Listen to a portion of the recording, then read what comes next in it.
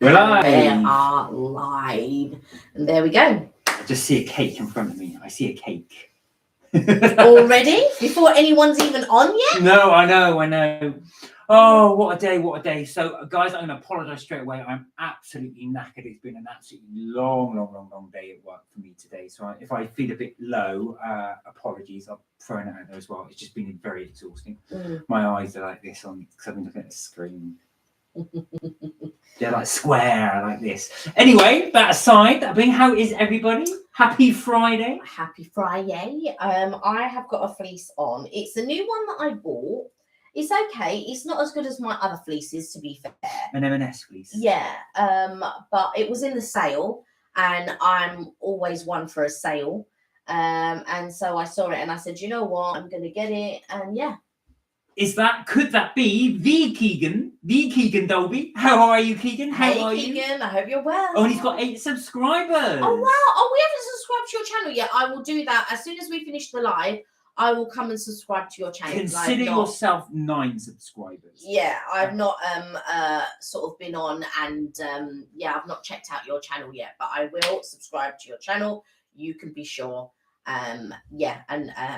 When I next go on after the live, Mark's going to remind me because I know I'm going to forget, and then I will subscribe to your channel. Oh, we're glad you're good. And I know you were doing some of your food reviews. So in the interest of Keegan doing food reviews, you probably may have seen, I'm tapping on this, I don't know why, but you may have seen that Kelly did upload a sort of food review, a cake that you baked, which is the pineapple upside down cake. I did. Hi, Eva, how are you? Hey, Eva. Oh, no, you've got COVID. Yeah. Oh, no. I knew you weren't well, but I didn't realise it was COVID. Yeah, no, I did tell you it was COVID. Oh, did you? I did. Oh, I'm sorry. I did. Oh, it's been a very, very, very busy day. It's been a long week for you. It's been it's not been a good week for me. Yeah. So apologies. I just want Yeah. But I'm really sorry to hear that. I hope you're feeling a bit better now. I'm glad actually it's Friday, so you can hopefully ease yourself into the weekend a little bit. Well, for sure. We shall hopefully entertain you for the next 2 hours. But yeah, join us in the conversation as you normally do, because then we can just make sure you're all right. We may finish a little early, only because we've got shopping being delivered. Yeah, but we'll finish bang on the 8, I think. But yeah. That's it. Keegan said, have you seen the snow? Now, funny you should say that, Keegan. We are down in southeast London. We had a bit of it on Tuesday. I say a bit. It was quite a bit actually here on Tuesday. But funny enough, enough to disrupt trains. Yeah, it disrupted all the trains in our way. But by late afternoon, it all melted, so it hasn't stayed in. But I know you guys, well, especially you in the north of England, you would have had a lot more snow. So how is it there? Is it completely covered? But yeah, we did have a little bit of snow, but not as much as you guys have. Eva said, Doc has told me I'm confined to bed. I'm not surprised. I know. I'm sorry to hear that. Well, I hope you feel a bit better. And I hope as well you can at least get something to eat and drink while you're watching this thing. But do look after yourself. Vaughan said, I'm here. Hey, Vaughan. And I'm late because plumbing problem. Oh my God. All about the water pressure, and the plumber will be here tomorrow. Oh. Fingers crossed. That pineapple cake was beautiful. Lots of snow here yesterday, but all gone now. Yeah, it's all gone where we are. It's all gone where we are, yeah. Glad you could join us, Vaughan. Welcome. Yes, nice to see you. Keegan said, it's snow in Scunthorpe. I couldn't go to school. Oh, wow, is it that thick? Wow. So on Tuesday, I tried to get the train, and I was stuck on the train there as well. So in the end, it was just stuck on the platform. Yeah. So it did disrupt the trains down here, but like I said, it didn't even last the whole day. By late afternoon, it all melted. I didn't even know it had. So the day before, we saw a bit of sprinkling of snow, and then the next day you went to work, and then all of a sudden I heard the door open, and I was like, And when I heard the door open, I just thought, oh, someone's just leaving a package or whatever. And then I heard some more rustling, and I thought, oh my God, what's going on? Like, who is it?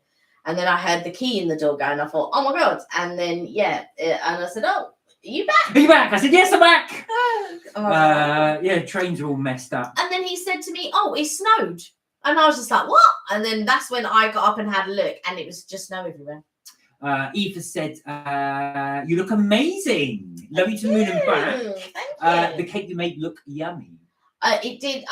Do you know what? It tasted so. Do you know what it is? I feel like caramel and pineapple. So when you do like the sugar and the butter, and then that melts into the cake, because obviously it's upside down and it's not leaking anywhere, so it's just staying juicy. Yeah. It's just staying juicy in the cake. And I always feel like caramel and pineapple always taste so good together. Oh, They're so good. Kelly's caramel thing, really, if you do want to try it, it is really my good. mouth is watering from it. It kind of does. It does sort of melt in there. Oh, thank you, Eva. Eva said my blue jumper, although my blue jumper is a bit more of a hoodie. This is an old one, but thank you. Amy said, "Oh, Amy, hello. How are Amy, you? Welcome. Thank you for joining us." And hello, Charlie. Charlie's joined us as well. Hey, Charlie. Hope you're well. Hope you're good. Oh, everybody's coming in, which is good to see. So, guys, yeah. So with Kelly's pineapple upside down cake, honestly, really, it really worth doing that topping. If you get a chance to try it, it's like a really simple recipe. And the thing is, it's such a classic, and I feel like everybody forgets about the classics, like I love Black Forest Gatto, but only if it's done well. There's only been like one place that does it so well, but they don't do it anymore, and it's like just such a shame. But that place really did it well. And but yeah, the pineapple upside down cake is quite a simple recipe if you've watched the video. A few simple ingredients, and I just feel like a few simple ingredients, and you can have a cake or whatever. Like you've cooked this, or like I did a prawn stir fry, and yes, you have to have the right ingredients and stuff like that, because I had to have oyster sauce, I had to have soy sauce, but I did it in garlic butter as well, as a little bit of oil, and just and you just think to yourself, God, just a few ingredients, and then it's just like, wow. Vaughan said, I think using the Morello cherries is better than the glacé. Great idea. Do you know what? They are much better. I don't know what it is, but the taste is so much nicer. So I definitely recommend doing them. Also, let me finish that point. So the topping bit, or the bit that's at the bottom, which obviously as you turn it over becomes the top, when that melts, it's so good. It's like a caramel. So definitely recommend doing that. Do what I do as well. As you turn it over, it's loads left in the bottom. Get a little spoon and scrape that up, and then that is delicious. The thing about because the traditional way is to use those like maraschino cherries. Yeah. That's the traditional way, but I've always got Morello cherries knocking about, because I do cherry almond cake quite often, because that's another family favorite. And I do have a video for the cherry almond cake. However, I neglected to do I do traditional cherry almond cake, but then I do like a topping, like it's normally a cream cheese frosting. And I didn't record, because I was then doing it in my kitchen, and my kitchen can be quite a bit small, and I couldn't be bothered to set up the camera and all that. So I have done one for cherry almonds, but I just haven't shown how to do the cream cheese frosting. But the cream cheese frosting is always optional. You don't always have to. I just like to do frostings for the majority of my cakes. Eva said, my beloved sister figure, love you to the moon and back. Bless you. Thank you very much. That's very kind. Sincerely, thank you for showing Kelly love. Oh, well, we always like to show the love. Yeah, so that was it, though. We really did enjoy doing those, I say enjoy doing it, I just ate it, but the pineapple upside down cake. Now, you'll notice, that's actually not our kitchen. That's actually Kelly's mum's kitchen. Our kitchen is so small, it's not suitable. That's why we haven't done many cooking videos. But now we can borrow your mum's. Yeah, because my mum's just had her kitchen done. And my mum, with our kitchen, it's so small. But I've got so many spice. There's just not enough space. And my mum had her kitchen done. And she was just like, I need cupboards for this, and I need cupboards for that, and I need a drawer for this, and I need a drawer. I don't want anything out. Obviously, she's come to my kitchen and everything's out. And she's like, I want everything put away, I don't want anything out. But she has lots of workspace. We don't have a lot of workspace. No. And my mum's got the way that I designed the kitchen, she's got like a nice sort of like breakfast bar and all of this. And so now, she always had a breakfast bar anyway. It's just that we moved it over to the other side and all of this. I put more cupboard spaces in. She had all of these other cupboards, and I took them away just to make the kitchen look bigger and things like that.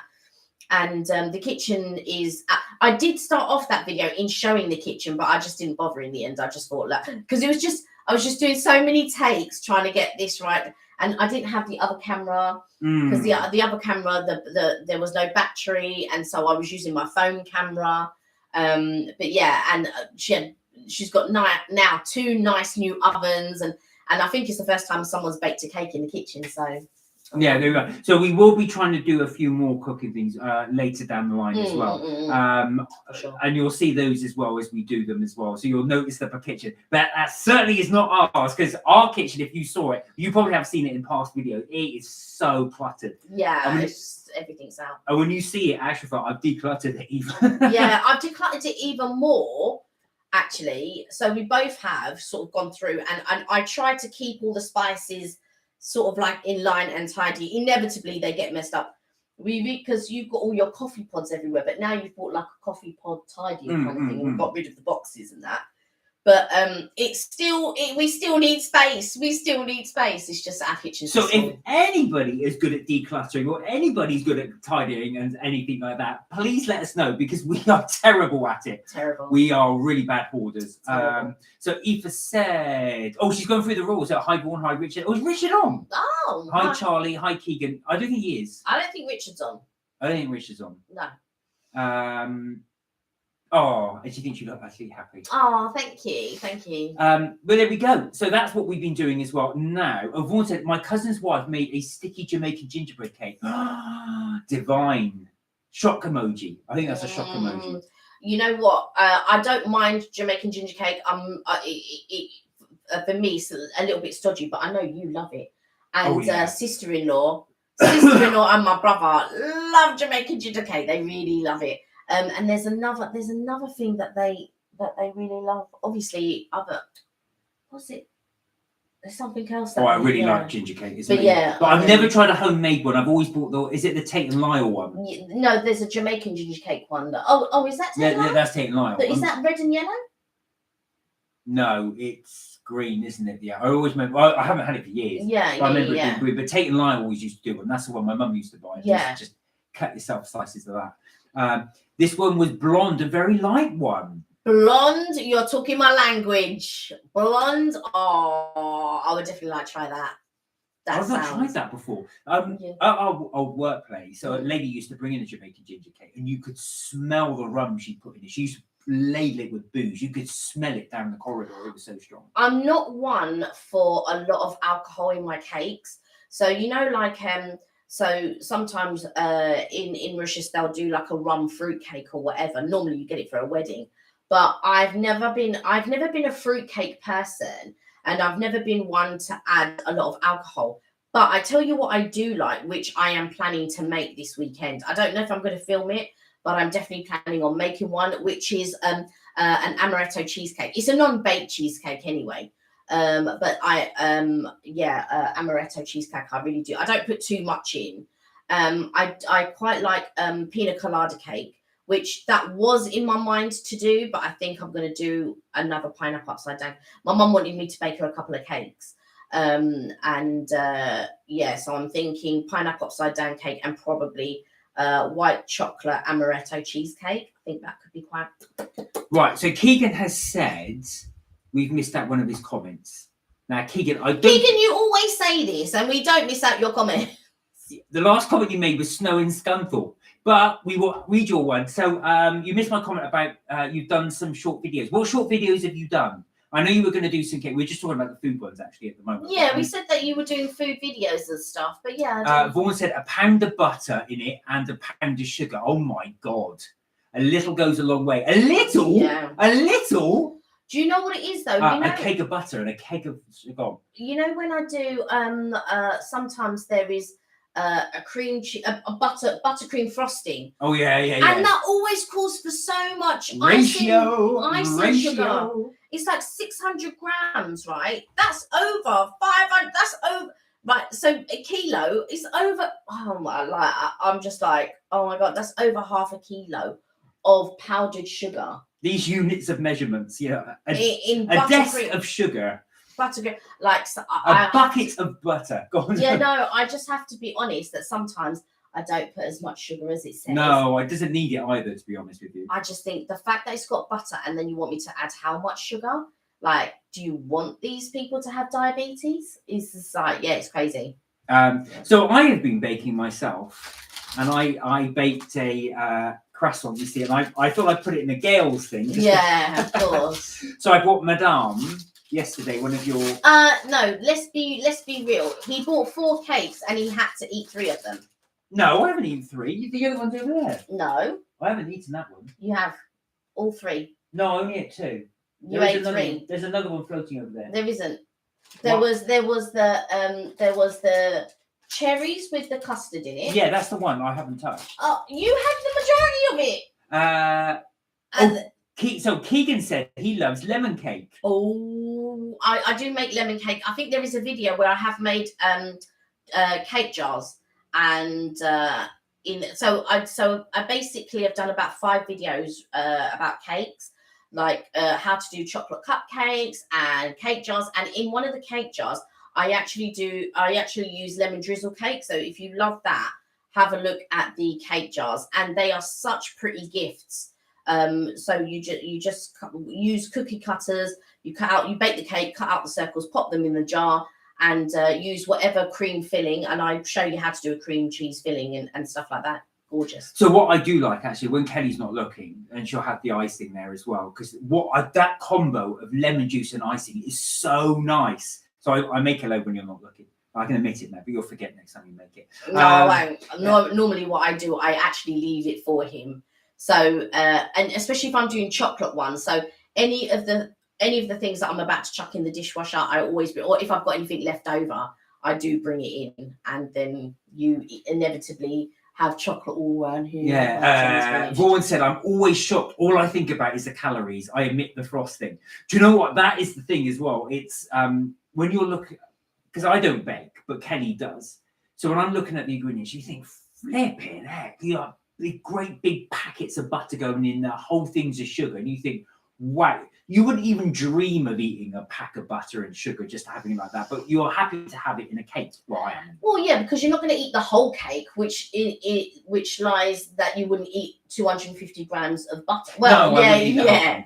Well, it's different in your case, but majority of people aren't going to eat a whole cake. You know, they're not going to eat a whole 20-inch or 23-inch, depending on what sizes that you're doing. They're not going to eat a whole cake normally. But to be fair, when I bake a pineapple upside down cake, my mum would. I feel like if I take a slice, or if anyone takes a slice, I think she thinks, "Why are you taking my cake?" Do you know what I mean? Because I think she could eat the whole thing by herself. The last time she had some people coming round, and I thought, "Oh, do you know what? I'll bake some cupcakes and I'll bring them round." Anyway, each of her guests had one. There was only 4 of us. I didn't have one. And so each of them, I think I bought something like, I might have bought 6 or 12 or something like that. So there was 3 that were gone, maybe 4. And I said, "Oh, would you like to take the rest?" And Mum's going, "Oh, no, leave them. Somebody." My mum was panicking. That I was going to take. No. I'll take this for what are you saying? So, yeah, for purposes. Eva said, "I missed a comment. Sorry. Kelly Mark's so fed up going on with the blood test and wait for the results. Oh. Is it wait for the blood count and iron levels and vitamin B and D? You can. Do you ever take these supplements? I always used to take it as a student because I really was really bad at having good quality food. I don't know if that helps at all." Eva's laughing at your horror regarding the sugar. Keegan's off out tonight. Where are you going? Anywhere nice? You hitting the town? Maybe McDonald's. Mark, please get round to making Kelly me a chocolate biscuit cake. Please. No, how am I going to get it to you? That's the question. Vaughan said, "Yeah, the whole cake might be over a few days." Well, right. Do you know what? I know that's how I justify it. What if I just drag it out for a couple of days, just a couple of days, and then I say, and I try and then think, well, actually, if I say by hours, so if I say 18 hours, does that sound better than saying 1.5 days? Do you know what Mark does, right? I'll bake a cake, and he'll like, "Oh, I'm not sure if I like that cake, blah, blah, blah." And I was like, "All right then." So I call other family members to come and pick up the piece of cake. So I go, "Oh, no, don't give it all away. No, why are you giving it all away?" Oh, do you know what I mean? So he's fighting it in himself that he doesn't want to eat all of the cake. So then I think, okay, so I call other family members. I go, "I've baked a cake. Do you want to?" Listen, my family fly. No, nobody has my cake. My family fly to come and have the cakes. And then Mark's like, oh, no, don't give away that much. Oh, don't give away that much. I'm like, you just said you weren't that into it or whatever. I think I did a coffee cake once because Mark's favourite is coffee cake.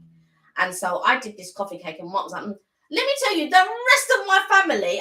And so I cut a piece for my mum and she said, oh, now my mum is always, just give me a sliver, right? So I didn't cut her too big a piece. She goes, oh, yeah. And then Mark cut me a piece and it wasn't even that big. I was like, well, hang on a second. That's Mum. what you asked for. You didn't want a big piece. And Mark was thinking, yeah, I'm going to give her a little piece. So then there's a lot left over for me. Well, no, the instructions I was given is a sliver. Now, to me, a sliver is a sliver.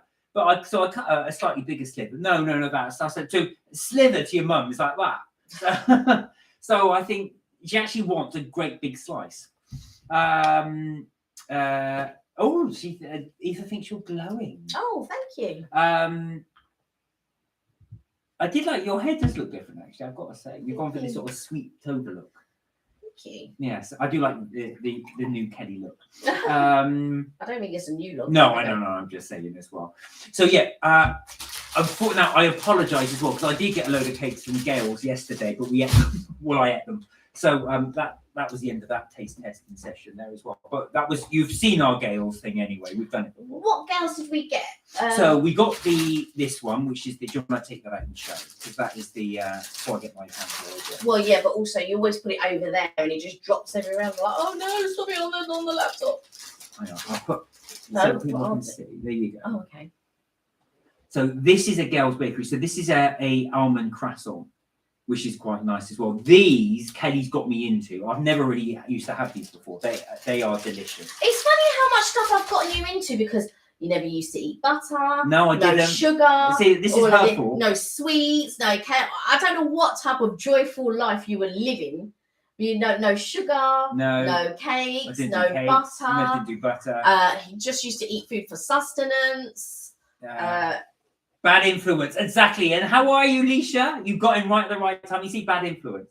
Your thing is like bad influence. I don't think it's bad influence. So just bringing a bit more joy, a bit more spice. So you have seen our girls review before, but we will be doing some more, probably towards the summer as well, because we can go outside and just chow down and eat, which is a lot better.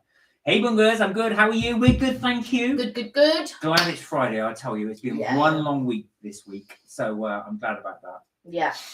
We've been doing a lot of Toby Carvery Too Good to Goes. Yeah, we had quite a few actually. So after our review, we've been doing quite a few after that. So we had one today. Well, we bought it yesterday and then ate it today. We did a Too Good to Go Greg's as well. And they gave us like this 4-pack of sausage rolls or whatever it was. And I ended up giving it to my mum, and my mum was like, oh yeah, I had a sausage roll.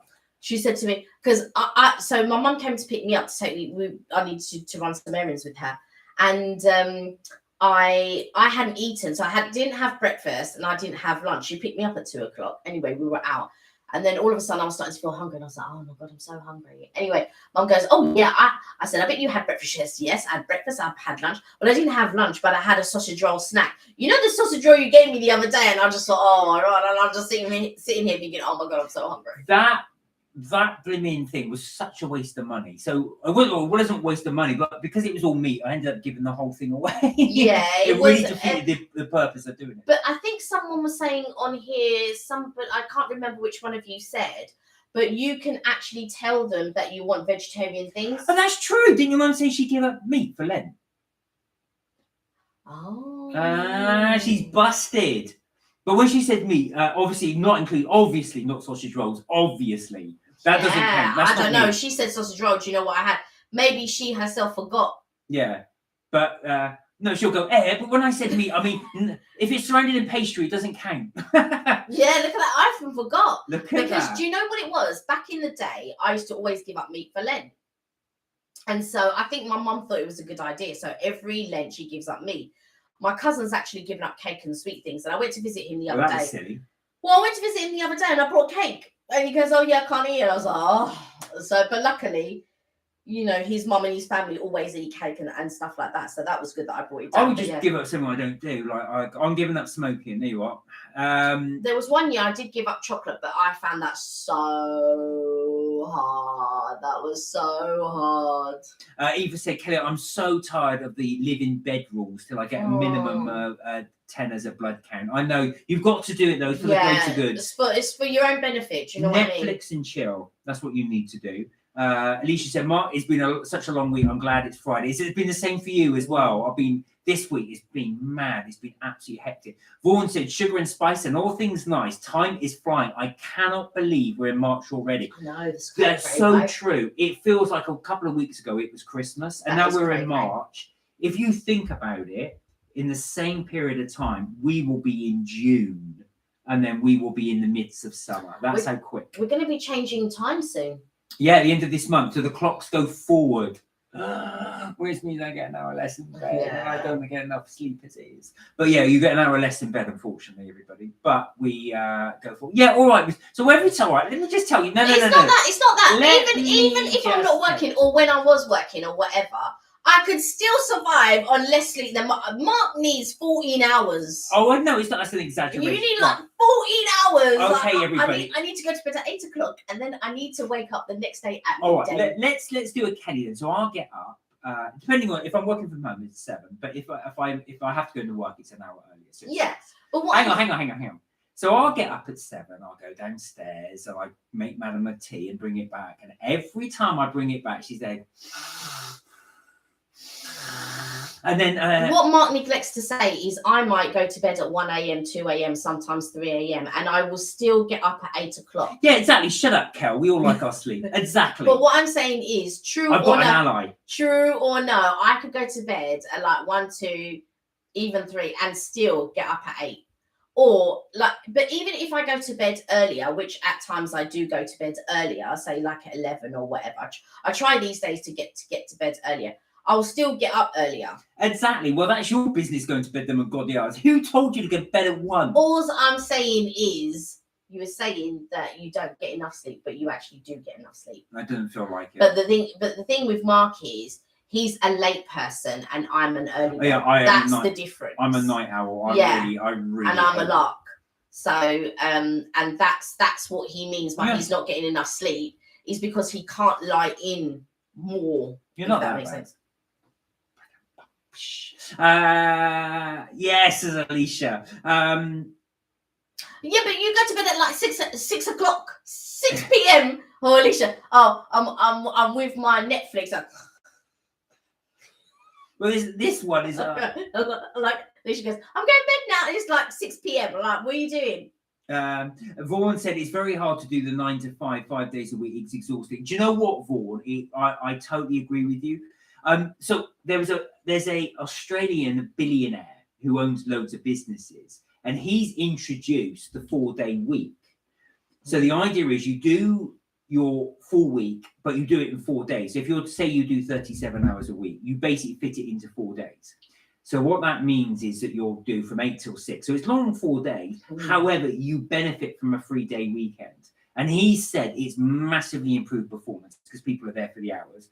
Plus is massively reduced sickness because you're less likely to go sick because you know you've got a 3-day weekend coming up. And he's now thinking about moving it on to a 3-day week. So the idea is not everybody can have the same 3 days. Yeah. So you might do Monday, Tuesday, Wednesday. But you will work a long hours for those 3 days, but you cram it all into 3 days. But then someone else will do the Wednesday, Thursday, Friday, maybe, and then cram it into those days. I think instead of cramming, I don't like the idea of cramming stuff into a certain amount of hours. I think what I would prefer is either I do a 4-day week and have the 5th. So do my normal hours, 9 to 5, Monday to Thursday, or going into work Monday, Tuesday, Wednesday, and then working from home 2 days a week, or doing a 4-day week, then working from home on the Friday. So the point I'm making is, would you prefer to condense them? So what would you guys prefer? To do 9 to 5, Monday to Friday, or would you be prepared to do something like 8 till 6 or 7, but then condense it to 4 days if you were given the opportunity? So you get the Friday, Saturday, Sunday off, or Saturday, Sunday, Monday, whichever you would prefer. See, I'm thinking of the people who have children. And I'm thinking about, if you cram everything into the week, you're not getting home in time to do family time or bedtime or any of that type of stuff. So that's what, in my mind, I'm thinking, do I want to try and cram everything in a longer day, Monday to Thursday or whatever, or would I prefer to still do my 9 to 5, get home in time to do whatever, and then work the other 2 days from home, or just work 4 days and that's it? Alicia said, listen, I love my bed. As soon as I can, I jump in it. I'm gone. I know. Alicia also said, who goes to bed at 6 p.m.? I'm in bed by 10 p.m, love. We can't all fall asleep mid-convo, Kel. Yeah, that is true. Kelly will do that. She'll... Never. That is you. Don't even attempt to say that's me. Eva said, Mark, ex-night nurse here, cannot somehow get entirely comfy with days. Yeah, I agree. Amy said sometimes if you have more sleep, you end up feeling much more tired. Yeah, that is also true. Vaughan said, I would prefer to just do less hours with less money. Yeah, well, me there is that thing with the quality of life. I think, you know, like I said, it's the thing is with the 9 to 5, Monday to Friday is actually is so old. It's a Victorian concept, and I think in today's offices now, I think the argument is, especially when you've got a globalization where obviously you don't have to necessarily do those hours. Should we now move on to a different work pattern? Alicia said, the job I do, I need to be alert. Imagine the madness of them 3 to 4 year olds. So Alicia works in a children's centre. Would get you up if I sat there all tired and couldn't run around and be stupid with them. No, totally. That's got to be. It's very. You don't need the kids to run around and be stupid because you're like that anyway. Eva said, I have blisters inside my thumb, all from hassle with a blunt, sharp knife. Oh no. I blistered my skin. It stings today. I know what you mean when you're trying to push something or force something. 28 hours with appropriate pay, says what? So, that's your optimum. Yeah. So you'd rather do. How would you rather do that? Would you rather all staggered? So like Monday, Tuesday, Wednesday, Thursday, and then have Friday off or Monday off? Or would you just like to have just work 5 days and just do, say, from like 8 till or 9 till, say, 3? See, I think, yeah. Lies, Kelly, says Alicia. Lies. I've been chatting to you and you're snoring. Mark can back me up. I will back you up on that because there's been times when I say to Kelly, I'll be doing this. I say, look, so what do you think of this would be better? I say, we could order this on here. What do you think? I'll look over. The only time that I will fall asleep is normally after I've been standing up cooking for everyone and all of this. We finally sit down and then I've eaten and I'm like, and then I will fall asleep. I do admit to that, but that's normally because I've been standing up and cooking or whatever. That's when I do. The funniest is when you fell asleep in a restaurant. That did make me laugh.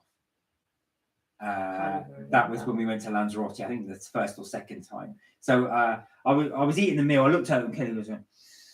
Do you know what? There was a time, and I think this was either the first or second time we went to Florida, where I like every 5 minutes I was just like, oh God, I remember that. It was almost like I had narcolepsy. It was just like I was just like tired all the time. I do remember that. You only did that once, though. To be fair, it was only that first trip you did. Yeah, it was. No, I don't even think it was the first one. I think it might have been the second one. I mean, the one trip, the only one trip. You did do it again. Yeah, no, I've not done it again. It was so funny. But I was just like every 5 minutes. I was like. So we were watching the show. I think it was the Indiana Jones show, and I was really enjoying it. I thought, oh, that was good. What did you think? But to be fair, I had seen it like probably by that point 7 times or something, because obviously I'd been in previous years. This was Mark's first time. But for that trip, and I don't know what it was that whole year. Yeah, that whole year, falling asleep all the time. I kept falling asleep, and I don't understand why. But that whole year, I was just really tired all the time. Oh, you did that in Mauritius though as well, when your uncle dropped us off in the car. You were fast asleep. Your mum go, wake up, Kelly. Yeah, but we'd been driving for I don't know how long. It was so hot, and I was just like, oh my God. You were falling asleep. Your mum just had to go at you. Wake up, Kelly. I think was it that year that we went to Florida? Was that the year that I was falling asleep? Oh, I don't know. That could have been. It could have been that year. That was a long time ago. I think it was 2016. I think. Yeah, that would have been that year. Alicia said my hours are 8:15 to 3:45. I leave home at 6:55 a.m. Oh God, that's Yeah, early. I used to live. We used to leave at 1:45. Yeah, and don't get home until 5 p.m. My days are packed. So by the time I get home, do dinner, washing, and watch a little bit of TV, I'm knackered. Yeah, no, it's true. Yeah, Kelly just sleeping it down, and I'm like, okay. So what do I do now? Let me play with my tablet while she wakes up. I like normally, yeah. If it's been a long day and I've been doing a lot, then I will sort of like. That did make me laugh actually. So when Alicia came over to our house one time. I went upstairs. This is when the boys were a lot younger. I think they were gaming upstairs. And I came downstairs, and poor Alicia's like this watching TV. There's you and your other cousin on the sofa. Do you know what? But he also falls asleep all the time. To be fair, poor Alicia's just sat there. He falls asleep all the time. It's all right, Alicia. I love you still. Of course. The two of you know, we're like. Anywho, but yeah, interesting debate though. What you guys want to do? Do you know what? The older I get, the more I just think to myself, I could do with that. Just the stress is just too much. Just to be able to lower your hours and just have more work-life balance. I find that if I can have and I don't know why, it's normally after lunch. It's not so much after dinner and stuff like that, but it's mainly after lunch. I need like 10 minutes just to like. And it's literally about 10. It's very rare that it's 20 minutes, but it's normally just 10 minutes. And you're just like, and then like, it's almost like a power nap. And I remember in Japan, I can't remember if it was in Japan or China, where they had these sleep pods. It was all the rage. It was in Japan. And it was like a 20-minute sleep pod. And I know they were trying to incorporate it in Google. I don't know if they ever did, but they were going to incorporate it in Google. They never would. They want to encourage people to sleep. No, but it was literally. But Google are very much forward thinking in the way that they work. Like I knew a couple of people who had actually worked in the Google office, and it was all like free sandwiches, like lunches, like power breakfasts, and it was one of them companies that. You get a lot of freebies and stuff like that, and you find that there are some companies that really do look after their staff and really want, because you're trying to come up with things, or you're trying to do your media platform, or you're trying to do some type of digital marketing or whatever, so they want you at your maximum. And I think especially for the younger people as well, you're more likely to stay beyond your hours. And they're not making you stay, but you're more likely to be a bit more passionate in staying, and be really excited. Like, do you know what? So they give you all of this stuff to sort of try and encourage you. And it's a bit of a tricky one, because if you give sandwiches in the office, how likely are you to go out? You'd stay in the office, right? You're right. You are right. You would. I wouldn't go out anywhere. Stay in the office. Well, you wouldn't need to. You're saving money. Yeah. You're going to eat at your desk, right? Alicia said it's lovely to do stuff on a weekend, but I don't want to do anything on a Sunday, because Saturdays can be just as busy as a working day. Yeah, that's true. Tell me about it. Yeah. Vaughan said, Kelly, you must have been extremely tired, just jet lag. The body just switches off. I experienced a complete shutdown at one point several years ago. Took time to repair, lots of physio stuff going on. Oh, really, Vaughan? Do you know what? The other thing is as well, psychological stuff going on. Right. Well, sorry, when you said physical, I thought, you were like doing a lot of stuff. No, I know what you're saying. Do you know what? Psychological can really, really drain you. Yeah. Stress is, I always find that when I'm stressed, and I stress quite a lot these days, but when I'm stressed, I'm constantly tired, because it really physically drains you, or mentally drains you. With me, my mind works very quickly. So when I'm working, so in an office and stuff like that, things come to me like this, and I can do several things at once. So I'm doing this, doing this. The only thing that I can't do, which a lot of workplace, they expect you to be in two places at once. You cannot be on the other side of the office and at your desk at the same time. It's impossible. However, I'm very good at planning. I'm very good at organizing. I'm very good at planning to achieve my tasks in the time frame allowed, because to be quite honest, I don't want to stay any later, because in my mind I'm thinking I've got to catch my train, I want to be home at a reasonable time and all of this. So I know I need to get in earlier, or I need to do something earlier in order to achieve what it is that I need. I don't mind sacrificing my mornings. I'll get in early and do it, and I don't expect the pay. But I will expect sometimes at a later date, like a little quid pro quo. Oh, I need to do this or I need to do that. Is that okay? Because I don't mind giving my free time. I'll give anyone my free time, to be quite honest. So if I'm getting there early and I'm thinking, right, okay, I've got to do this, and this. And that's how my mind works. And I think at the times when you are allowing your body or your mind to relax, I think you've done so many things. It's just like, oh, do you know what? And then you just cut out. But I remember that year, and it was a whole year, and it might have even been longer, where I just kept falling asleep randomly. Well, the other thing is as well, what people would always forget is diet. Yeah. So the two things that will really tire you out a lot is bread, Yeah. so carbs, well, bread especially, Yeah. and sugar. Yeah. Those are the two that will, because sugar gives you an instant high, but then it really does drain you going forward. So a friend of mine, he said that as well. He said I think I've mentioned this before, but he gave up bread for months, and he said it took about 2-3 months for it to kick in. But he said, Mark, I felt like a little boy again. He said I had so much energy by giving up bread. But he said what was funny was after about he did it for about 4 or 5 months, and I think by month 6. He said, I was really craving bread. Yeah, you do. He said, I was crusty bread with tomatoes. He said, I was just craving it. I really wanted it. I think I've done the Atkins quite a few times. And I don't eat that much bread anyway. I don't go and have like loads of sandwiches or loads of toast and whatnot. But I found that when I was doing the Atkins, about 3 months in, and you really wanted bread. You really, really wanted bread. And you were just like, oh my God, I just need a bit of bread. And after 3 months, because you have to do 2 weeks of no sugar, no carbs. I thought there was another one. There's another one that is similar. And is it the California? No. There's another one that is similar to You did that. I remember you doing that. That's when you go cold turkey on sugar. That's Atkins. But there's another one. Keto. That's it. The keto one. Yeah. So for 2 weeks, you don't have. So for 2 weeks, you have to completely detox. So no sugar, no this, no that. Minimal fruit, and it's only certain fruits and all of this. You can't have any milk. But you can have cream.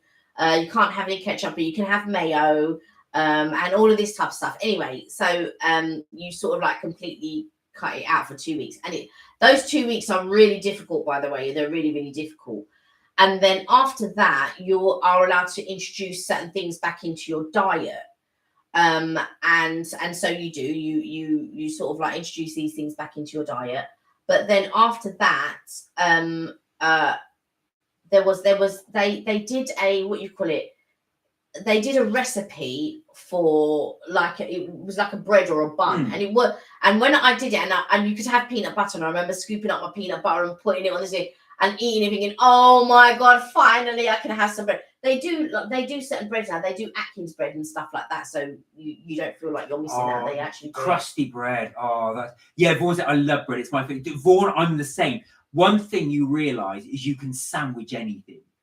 That's one thing I sandwich anything. So if I got a meal, I love. Obviously, I wouldn't do it when I was out. But comfort of your own home, just make it into a sandwich into crush. Oh, that is just amazing. Yeah, we don't have a lot of cold cuts in the fridge, and like sometimes I like something a little bit meaty, and I just think, so in the end I do end up having toast, but it's not what I want, if that makes sense. Normally it's something with a bit of meat or something, and I just think, oh yeah, like that with a little bit of meat would be quite nice. So that's also what I think. I think if you are craving something and you don't have that certain thing, you then go and eat other things until you finally get that thing. And I think that is also very psychological. Okay. So like, especially if I fancy specific chocolate.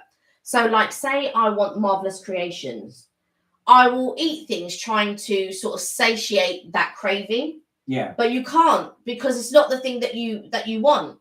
And so you're eating other things, or you might eat another chocolate or several of those other chocolates, waiting to get the craving sort of taken care of. But it won't be taken care of until you actually have that thing. Well, not in my thing. Bye, Leash. Hi, Lish. Thank you for joining us. Vaughan said, I will say that the keto works really well. Oh, you recommend that one as well? Yeah, it does. I mean, the thing is well, they've done studies, a lot of studies on diets. And they said the big flaw with most diets is the fact that they're restrictive. So what happens is you restrict yourself, you starve yourself, you don't eat certain things. But inevitably, at some stage, you will go back to introducing that back into your diet because you miss those bits. And then, of course, then you start to put on weight. They said the most effective way, which is what Paul McKenna tried to sort of do in his one, which was what he was actually saying is, he said, if you study thin people, they don't actually restrict that much. No. And actually, they don't restrict at all. They actually do the same. They eat what they want, when they want.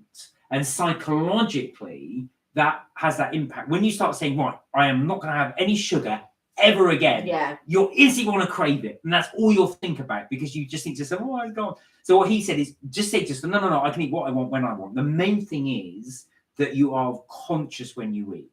Yeah. And my biggest flaw is that I'm what I call an unconscious eater. I mean, I'll have something and I'll just go, I love the but taste. I think for you, if you know there's more left, I'll have it. Yeah, I will. And also, you'll think about it and then think about it. The other unconscious thing he said people do is I mean, obviously this isn't a plate, but imagine that's a plate of food. So whatever the amount is on there, you think I have to finish that because obviously the whole theory behind it's back from your parents. They're starving people in this country or that country, so you should eat what you're having. Yeah. And then you finish whatever's there. But if it's far more than you should really be eating, right? You will unconsciously eat it because you think yourself, I have to finish the plate. Yeah. And he did that. Hang on, John. He did that experiment where he blindfolded people, put the food on there, and said, right, keep eating. But when you are full and you think you're full, don't look because you're blindfolded. Stop eating. And people were shocked how much they'd actually left on the plate. Yeah. I think the thing is, when like diet has such a negative connotation to it, because back in the day, obviously when I was growing up, I say obviously, but back in the day when I was growing up, you looked at all these magazines, there's all these thin models and or you're trying to aspire to be these unrealistic people who you don't realize are also agonizingly trying to control whatever it is or not eating or whatever it is. And you're trying to gain that sort of like glossy magazine, whatever. And I think that, oh yeah, you need to go on a diet. Oh yeah, you need to go on a diet. You need to do exercise. You need to do this. And what I found when I was younger, because I felt like I had body dysmorphia and things like that, which is you then develop an unhealthy relationship with food because in your mind, you're forever saying to yourself, you need to be on a diet. When actually you don't, you are absolutely fine. But equally, no one's backing you up. No one's saying, no, you're fine, and blah, blah, blah. No, they're not. And they're not taking into consideration that your body's changing or anything else. So you develop this from a very, very young age that you're not good enough, but you are good enough. But in your mind, you're thinking, so you develop this unhealthy thing with food. But really, in the end, once you understand yourself a lot better and understand life a lot better, it's about changing forever. You've got to, it's not a diet, because a diet is a short thing. In your mind, oh yeah, I'll lose this weight and then I can go back to eating the way that I want. No, you can't. It's a whole lifestyle change. That is the diet. The diet is forever. When you decide, all right, I'm going to eat healthy or whatever, that's it. That's it forever. You can't just say, oh, do you know what? I'm going to do it for this short period of time. That's just yo-yo dieting. So, and your body begins to understand that and doesn't respond to that, in the same way as it did when you were in your teens, in your 20s. Do you know what I'm saying? So you have to really think about changing the way that you, not so much think about food, but just changing your diet forever. That's what it is. And I think people don't understand. You just have to change the way that you think. I never eat until I'm stuffed. It took me a very long time to understand and to realize that, because when my granddad or when my family ever used to cook, luckily for me as well, when my mum cooked for me, she never cooked me big portion sizes. So I was used to eating like, just a normal, what I consider a normal portion size.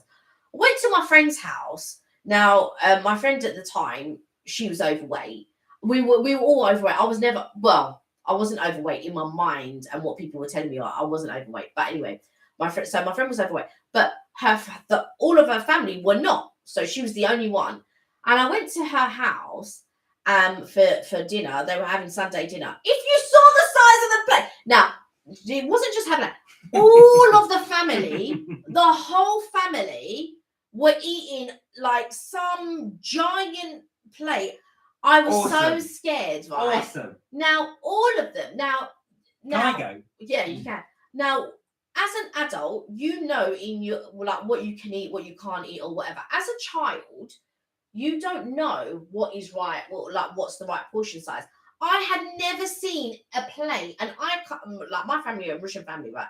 They eat loads and blah blah blah. I had never seen a plate in my life as big as that plate. It was like you going to the carvery and piling your plate high. She was 13 at the time. We were both 13.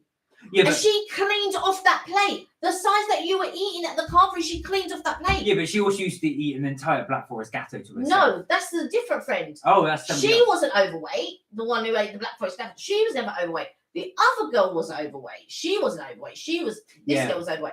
Her whole family were not overweight. It wasn't unusual for that whole family. I'll be back in a moment. Okay, see you in a second. Her family, the whole family, ate ginormous sizes of like that. She was 13. She was eating the same size as her. Do you know what I mean? The rest of her family. And I looked at the plate and I was just like, and in my mind, coming from the same mantra, you've got to eat everything that's on your plate and all of this. And I said, I'm never going to, I said, oh, sorry. You enjoy it. This is too much for me. See, now that would be awesome for me. I would love that. But your 13-year-old is different to her 13-year-old. True. Do you know what I mean? That was quick. No, that was quick. But I could not eat that amount. And I was really scared.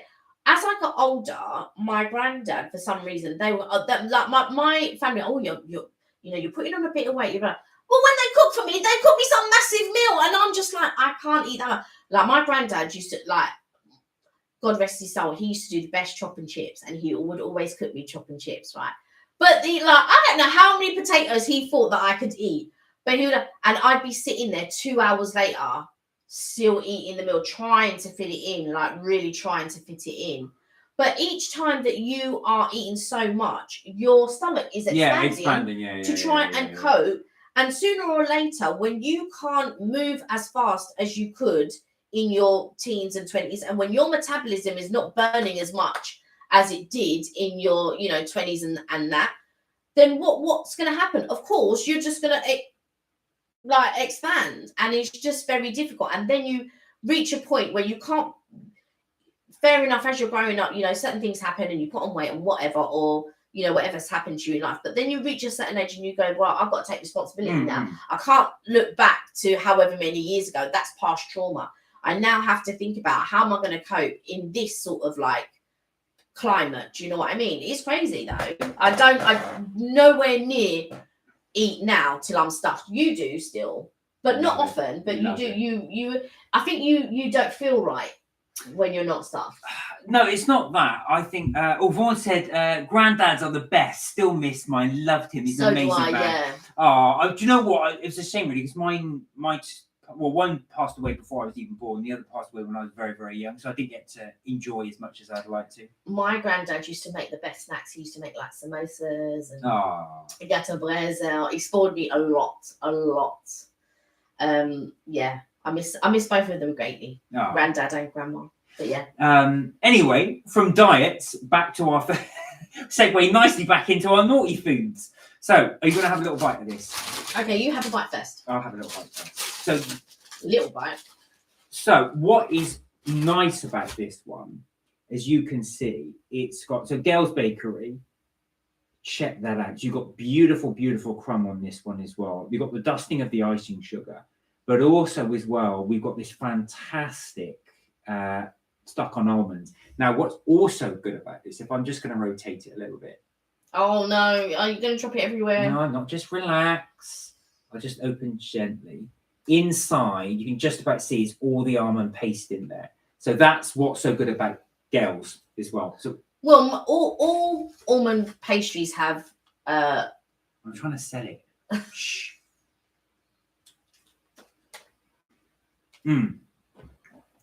Now, I'm coming from a place of bias because I've tried That's really good. this one and it is good. Anyway, let me take a bite and then I'll tell you after. So while she's doing that, so it's buttery. It's got quite a almost like a nutty taste to it as well. Not just because of the almonds, which has good. Is Gels a great bakery? How would you rate it? So do you know what? The ones we do in London, we do Gels, we do chestnuts, and I've got to say, hi, evening. How are you? Hey, fresh back from our holiday. Yes, looking all lovely. Mm-hmm. What was I going to say? I've got to say, what I find with a lot of these bakeries, like Gels and Chestnuts as well, they've got certain things that are excellent. So go for the ones. Now, I would definitely recommend the almond croissant here from Gels. This is a really good one. I'd also recommend they do we had it last night, it was a really, really nice cinnamon roll. It looks like a massive Yorkshire pudding. But it's really It's almost good. like a cronut, maybe. Yeah, like a cronut, but that's delicious. If you like cinnamon, that's really, really good. It's like a yeah. The thing with me is I do like Gels and I think they're good. However, like I said, I'm a bit biased. There are other bakeries that I prefer. Yeah. And there are other elements. I feel there are better bakeries than Gales. One being Chestnut and the other one being Arome. And I will tell you what I would go for in both those bakeries. So give a recommendation also for Gales if somebody was to go to Gales. If you want to go to Gales, I feel with Gales, their savouries are actually better than their sweets. Absolutely. So they do a really, really, really good smoked salmon bagel. If you like smoked salmon, it's really packed. They've also got pickled cucumber in it and stuff like that. Is really, really good. That's it's stacked. Yeah. You're not gonna go to like you go to some of these places and it's like and it's thin and it's like no. If you go to Gales, you're getting it packed and stacked. It's really good. So I feel like their savouries for me is better than their sweets. But you did bring back I think it was a blueberry, what do you call it? Blueberry and custard. Oh, that was nice. So it had a blueberry and custard tart. That was really, really nice. That was nice. It was better than buns from home. But anyway, I will give buns from home another go. But yeah, for me, I feel like with Arome, they do this honey toast. Oh, the honey toast. Now, don't be fooled. If you don't like honey, it's such subtle flavour of honey, but it's so sticky. The closest thing I do, if anybody's ever tried them, there's a Greek sweet, which is like a dough ball, which is soaked in like a honey syrup. It's like that. But this is really good. Anyway, sorry, go on. Yeah, it's so good. And they also do the best almond croissant I've ever tasted. It's an almond and chocolate croissant. That's why, excuse me. Bless you. Oh, excuse me. Sorry. Vaughan said M&S, all the supermarkets do a range of flavoured croissants. Some are very good. Yeah, I will tell you now, in Arome Bakery, and there's only one branch that I know of, I think. There might be a second branch. Actually, there might be a second branch that's opened up. But they do a chocolate and almond croissant. It's the best. I haven't tasted. And that's a bold statement because I eat a lot of croissants. Like, I've eaten a lot of croissants in the past. So I can honestly say that is the best croissant I've ever tasted. Was the chocolate and almond croissant at Arome. The honey toast is also good. They do a lemon meringue pie that's also good. I think they do a custard donut, which you quite like. Yeah, that was good. And they also do like this sausage croissant that is also good. When you go to Chestnut Bakery, they do the croissant parmigiana, which is really good. They do the savoury crocaccia. That's really good. they do the cookie now, but they've made the cookie smaller. I do feel a little bit cheated because they do charge the same price, if not a little bit more, but they've made it smaller. It is a little bit thicker, but it was better when it was a more flatter cookie and a larger cookie. That was better, but cost of living crisis, what you gonna do? And if we're talking about normal bakeries, sort of like everyday bakeries like Greg's or Marks and Spencer's or something, I think that what I really like, I like the Yum Nuts from Marks's. I think they're great. Sahinas, how are you? She's Hi, hello, Mark and Sahinas. Kelly. Good evening. Lots of love from Sahinas. Hope everybody is fine. Sahinas, I was watching some of your videos actually. I want to try that cake. I do want to try the cake that you did. It looked really, really good. Vaughan said, Armed. Where are they? Arome. They are. So if you go, what's the square called? It's because to get to, so it's in Covent Garden, but it's in one of the squares. It's in the same square that where Bills and Dishoom is, and I can never remember that square because you've got Floral Square, which is before it, and then you go through the lit tunnel way, and then on the left you've got Chestnut Bakery. So this is if you're coming off of the main part of Covent Garden, and you go into Floral Court. And it's this beautiful little court. You wouldn't even know it was there. It's all like as it is floral, but it's all like more plants than floral. They've got some beautiful restaurants along there. I've not tried any of them, but they look beautiful. They look Instagrammable. They look lovely. And then so once you've been through Floral Court, you go through the lighted tunnel, and then Chestnut Bakeries on the left. Then once you cross over the road is the other square, and I always forget what that square is called. So it's 9 Mercer Street is where... so you would enter it from Mercer Street, which is just off of that square, actually, but I can't remember what the square is called. I'm pressing it, and it's not. No, because you've got to go to website. Go back. There it is, website. No. It's all right, we're just looking for Arome. There it is, Arome. That's the French toast. That's the honey toast, but it's big blocks of it, not. Looks good. Oh, bloody hell. Anyway, so they're in Covent Garden. Check it out; they're really good. I can't recommend them highly. And it was Sam. There's another guy on YouTube who contacted us, and we met up and all of that type of stuff. And he told us about Arome. He told us about Jake's. Oh, there's two. So there's one in Covent Garden, which is 9 Mercer Street. That's at the Yards, Covent Garden. And there's one at 27 Duke Street, which is W1U. Yeah, I also think, I'm sure they've got one in Abu Dhabi or Dubai. I'm sure they've opened a branch up there. But yeah, I knew they'd opened up another branch. I think the other one, Duke Street, I think that's near Oxford Street. I think it's behind Oxford Street somewhere, I think. But yeah, so Covent Garden branch, that's the one that I've been to. Yeah, lemon meringue pie if you're into that sort of thing. But almond and chocolate croissant are the best I've ever tasted. Chestnut Bakery, equally so good. There's a couple of other bakeries that we want to try. I didn't rate Buns from Home, but I am going to give them a second chance. So there we are, just to quickly show you. So that's the one that's in Duke Street. Now, if you can see there's Bond Street station there. So it's not too far. So just, as Teddy said, just off Oxford Street. But you can actually see that some of the photos in there are quite good. Yeah, I knew it was around there somewhere. Because I thought to myself, I vaguely remember them saying that they were opening up a second branch. But they do some really, really nice. Oh yeah, there it is. That's the honey toast. Now it doesn't look like much, but it is, and it's not toast, by the way. It's actually cake, but it is phenomenal. So that is definitely my a lemon meringue pie. Absolutely, so good. It is really, really good. So just to give you all a little hint of what's on there. Yeah. What was the other thing as well from Arome you recommended? So the chocolate and almond croissant is my favourite thing. It's the best. I tell you, I've been spoiled.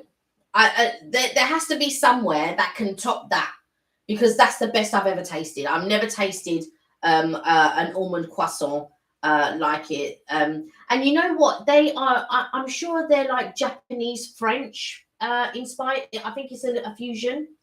I'm sure it's like Japanese French infusion, something like that. Sahina says, Mark, I'm trying to translate all the videos. No, it's going well, actually. So the cake I want to try is your coconut cake, the flourless one. You didn't put any flour in it. Wow, wow, wow, So you did a flourless coconut cake. So that was one I wanted to look at. I love coconut. I was debating whether I was going to do a pineapple coconut cake.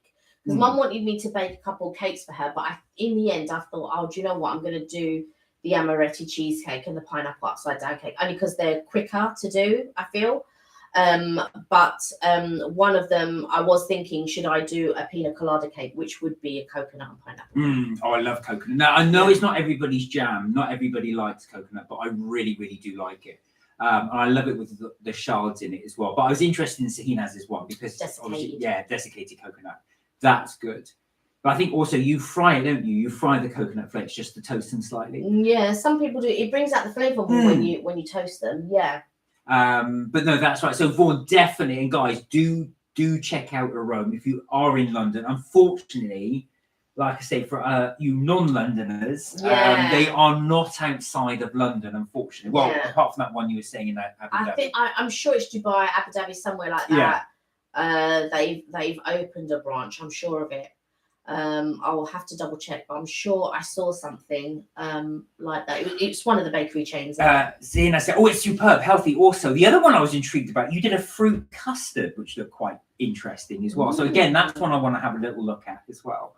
I've been meaning to do it now that your mum has got a new kitchen. I can actually do some of these recipes over there. Yeah, I had to bring a load of stuff because while my mum has some stuff, she doesn't. My mum hates clutter. Like, we're the total opposite. Everywhere's cluttered here, but my mum hates clutter. Absolutely hates it. In fact, all of my family hate clutter. Well, I'm the only one that clutters. The only person in my family that clutters. Nobody else does. Everybody's really like, let's get rid of this. Let's get rid of this. Blah blah blah.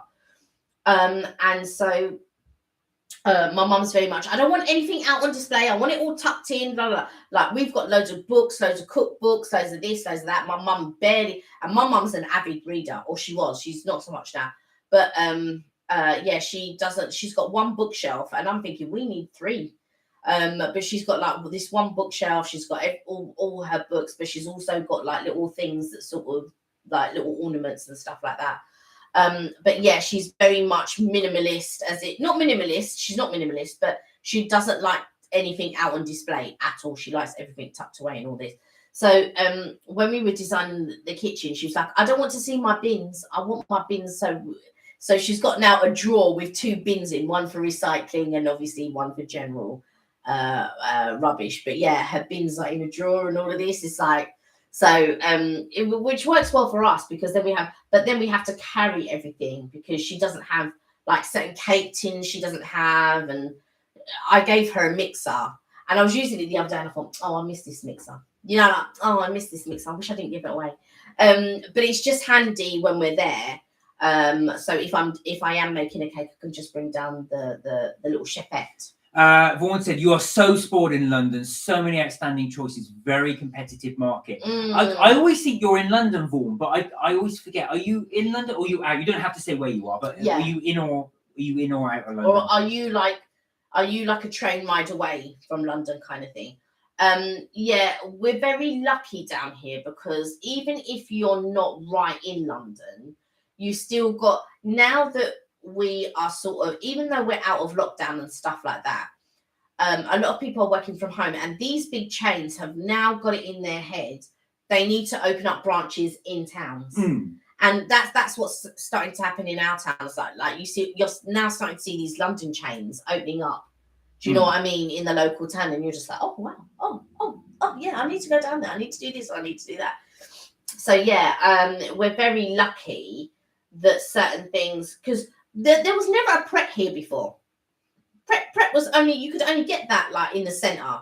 It didn't open up in sort of like the little towns just outside, or you know, places like, I don't know, well, there was always Costa and Starbucks, but Pret, or you know, places like, I don't know, I'm just trying to think, Coca di Mama or so, do you know what I mean? Those sort of like little things that you only get in the centre of London. All of a sudden they're opening out, you know, just inside of London. You're like, oh, and you think, oh, you know, I'm not working in the centre anymore. I wish they still. And then, oh my God, they do. Oh my god, this is on delivery, that's on delivery, and you just think, So Hina said, yes, Mark, fruit custard is also so yummy. mm. I have to try. There was another recipe you did I was really interested in. It was like, I've forgotten the name of it now. It was like a chapati that you'd made. It was very, very sort of thin flat bread. And you said it's very healthy. It's good for your health. Because it was really low fat. So I just wondered, that one looked quite intriguing as well. I was interested in looking at. Vaughan said, I divested a lot of stuff when I moved. I still have so much to do. I don't know if I'm overwhelmed or underwhelmed. I love everything out on the counter. Oh, you're in Midwest of Ireland. Oh, wow. Do you know what, Vaughan? I always thought you were based in the UK. I didn't realise you were in Ireland. Do you know what? I don't know why, but I thought you were probably sort of like in Kingston or somewhere. I have no idea why I thought Kingston, but in my mind I thought, oh yeah, you're probably in Kingston somewhere. So that makes a lot of sense, because Eva asked us to look up a lot of stuff in Ireland, so the different shops and things like that, ones you don't have here in the UK. So I'm always interested in doing that. So we'll have to try and do that. Sample some more of those, actually, looking at the ones that Eva had suggested. Oh, right. I see.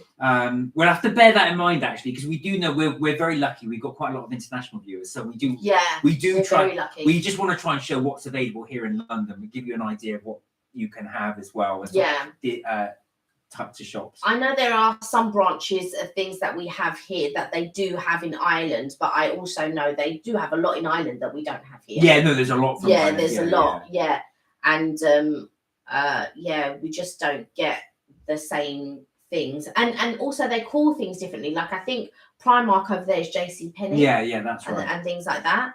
But I love going out and trying all the different food places and things like that. Excuse me. I think one day we'll have to go to another city. I mean, we were in Birmingham for a little bit, but we didn't do as much as maybe that we should have. That was when we went to the chocolate factory. That's right.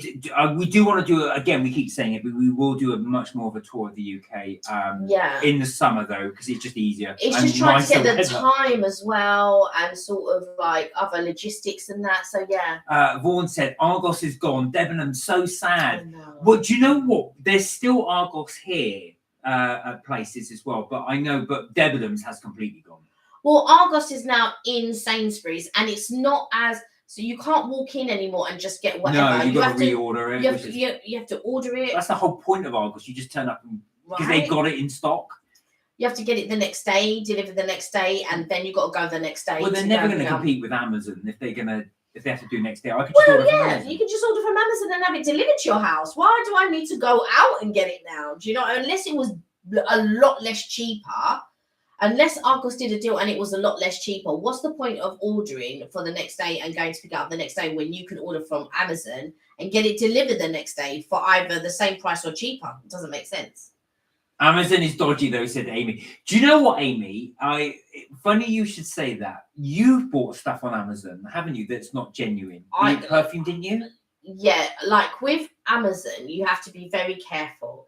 And you have to read the reviews, and you have to be able to discern which are the ones that are fake and which are the ones that are real. So you have to cross-reference. Normally I'll check with Trustpilot or whatever. But I have been stung in the past with perfume. And there was, what was the other thing? Clothes, I think it was. Do you know, one thing Kelly said it to me, do not buy clothes on Amazon. I ignored her and I bought it and I bitterly regretted it because the size I got, I thought, this is not large. This is, or it's a really bad fit. And it's one of those things, and taking anything back in Amazon is an absolute nightmare.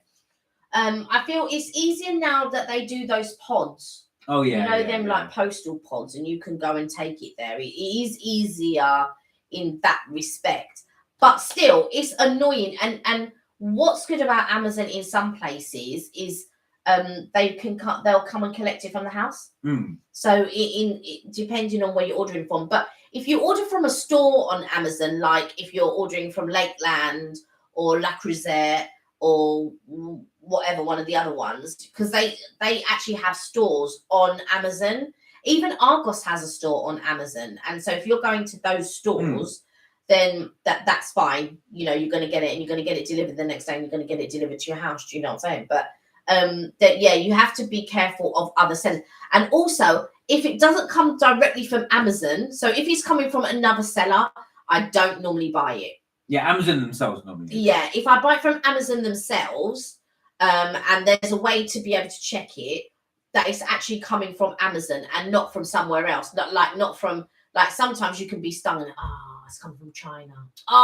So annoying, or whatever. Not saying that everything that comes from China is dodgy, because it isn't, but the odds are normally if you've ordered something. It's the time taken to reach you as well, isn't it? If Right. it's coming from China. It's going to take a long, long time. I ordered that T-shirt from China. It took weeks. And they put it under the Prime. The cheek of I it. know. They put it under Prime.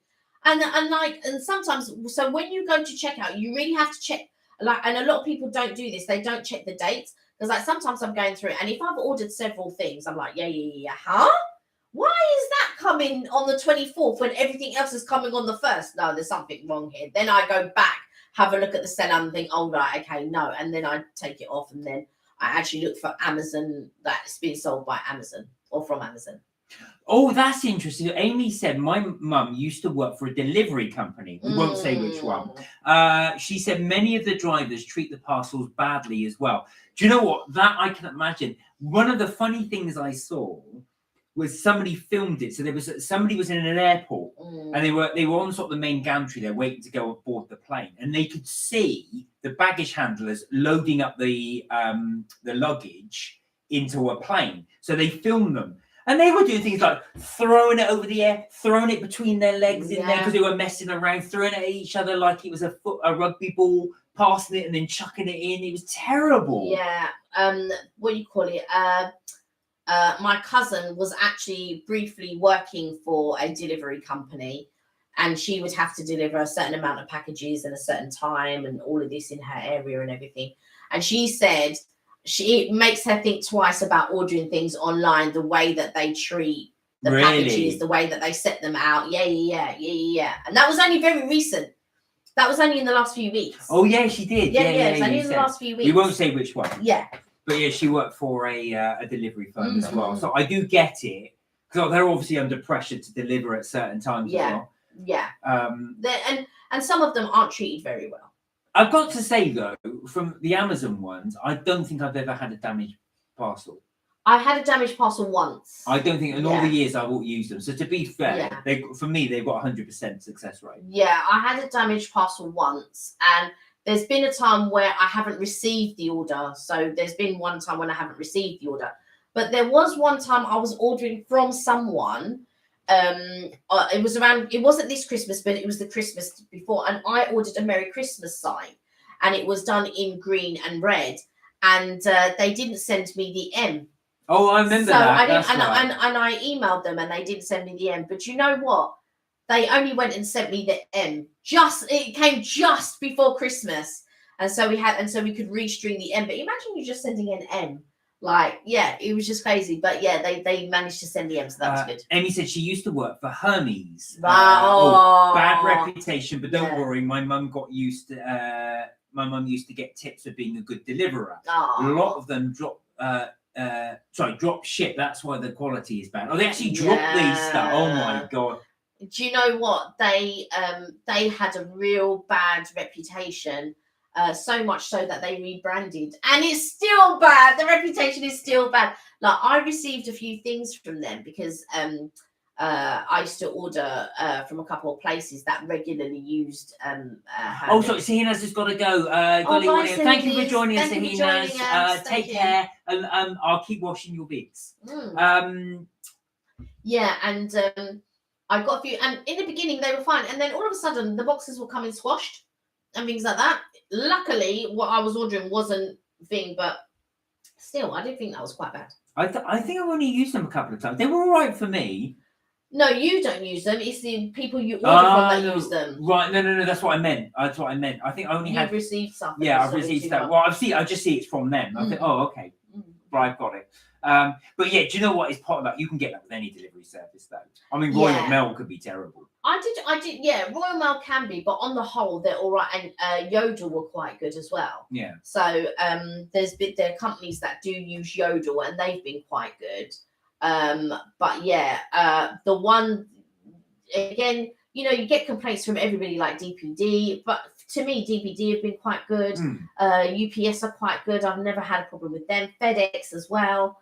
But there are other people that will have a negative experience. For every, do you know what I mean, good experience, there's probably 2 or 3 negatives. Yeah, so well, that's like, always what going can to be you the way. say? That's Do you know always what I going to be mean? the way.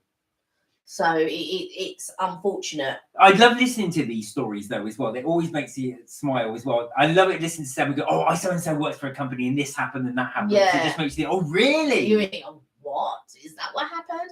But I hope your mum's like okay now, like she's not still working for them if she doesn't want to work for them and stuff like that. But if she is, good on her. Do you know what I mean? At least she's getting tips and stuff for being a good. And sometimes we don't appreciate people who deliver our things, I feel. So when they are doing, I normally just say hi and, you know, take my package and I'm on my way. Do you know what I mean? Amy said, "Oh, I didn't know that." So drop shipping is when you get a resource from China and sell it on without seeing the quality of the product. Oh, that I never heard of that. Never heard of that. I do know is what funny you should say that though, because I've ordered products that are much cheaper in China. But I haven't sold them on, obviously. Yeah, it's you for kept me. them, yeah. But you remember that Iron Man figure I bought as well? See, that was in Forbidden Planet. That was nearly 400 quid. Yeah. But I bought that in China for 280. And it did make me think, oh, I could buy 2 or 3 of these and sell them on. But I couldn't guarantee I could sell them on. That came from China. Really? I didn't know that. So where were we? Yes, Amy said then, also my mum told me she had to deliver 3 7-foot trees at Christmas. Oh my God, in the van. Wow. Where they all like poked it and she was driving like that while they all poked in there. Evelyn said, Hermes claimed to deliver and even took pictures of my Sports Direct shopping when we were at home. I had to put my money, I had to get my money back. Oh, you did have problems, didn't you? Oh, so they said that they delivered it, but they never did. Do you know what happened with that? Do you know what happened with that? That's when I ordered the drink twice. Oh yes. And they did so basically I ordered a drink. You got yours, but I didn't get mine. I reordered the drink again and it said delivered and it never was delivered. Oh, I remember that. It was somewhere down the street or something. Yeah. And they knew that it hadn't been delivered because it didn't come to that. Now, luckily, what Deliveroo does, but it's not all with it's not with all of their things. You actually have to now give them a code. So then once they deliver it and you give them the code, then they can go about their business. Oh my God, it wasn't even in a van, it was in a car. 7-foot tree in your car. That's longer than the car. Oh my God. I hope she had a roof rack. Otherwise, that's going to be... You imagine your this poor tree. mum. But even then, could it be dangling in front of the windscreen? Oh my God. Oh, here we are. Alfred's joined us. Hi, Alfred. Hey, Alfred. Right. Hope you're well. Alfred says, hi, Mark and Kelly. I know they are slightly different, but which one would you rank better in terms of price and food quality? Blacklock or the Neds? Oh. Planning to visit both, but can't decide which one on the first. Oh, I love that question. I will tell. Right, okay. All right, I'll let Kelly do hers first, and then I shall do mine. Okay. I like Blacklock and I like the Ned. If you're talking in terms of quality, for me, I feel like Blacklock is better. Only meat wise. We're talking about meat wise. You don't eat meat, so you wouldn't know. Right. We're only talking about meat wise. But if you're talking about terms of value for money and quantity, it's got to be the Ned. But not only that, with the Ned, it's because you get all the oysters and the lobster, and that's what makes the buffet. Is the oyster, the lobster, all the seafood. With Blacklock, it's mainly meat. So, and on top of that, if you go to Blacklock, I wouldn't go for the Sunday dinner. I didn't find that the Sunday dinner was as good as the all-in that you get in the week. Absolutely, Kelly hit the nail on the head. So with the Blacklock, we went on Saturday thinking that we could get the Sunday dinner then. And I know that sounds weird, but we were thinking it was going to be like... I thought it was like all day, every day. Like Toby Carvery, that you can have a Sunday dinner every day.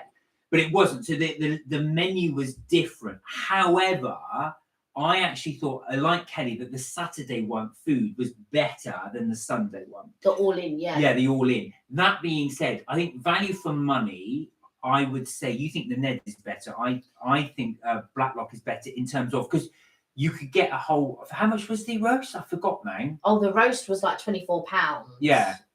Or something like that. But the point The reason why the Ned is better, and bear in mind the Ned has gone up. It's like £90 per person. Yeah, so bear that in mind. Plus, what you call it? Plus, service charge.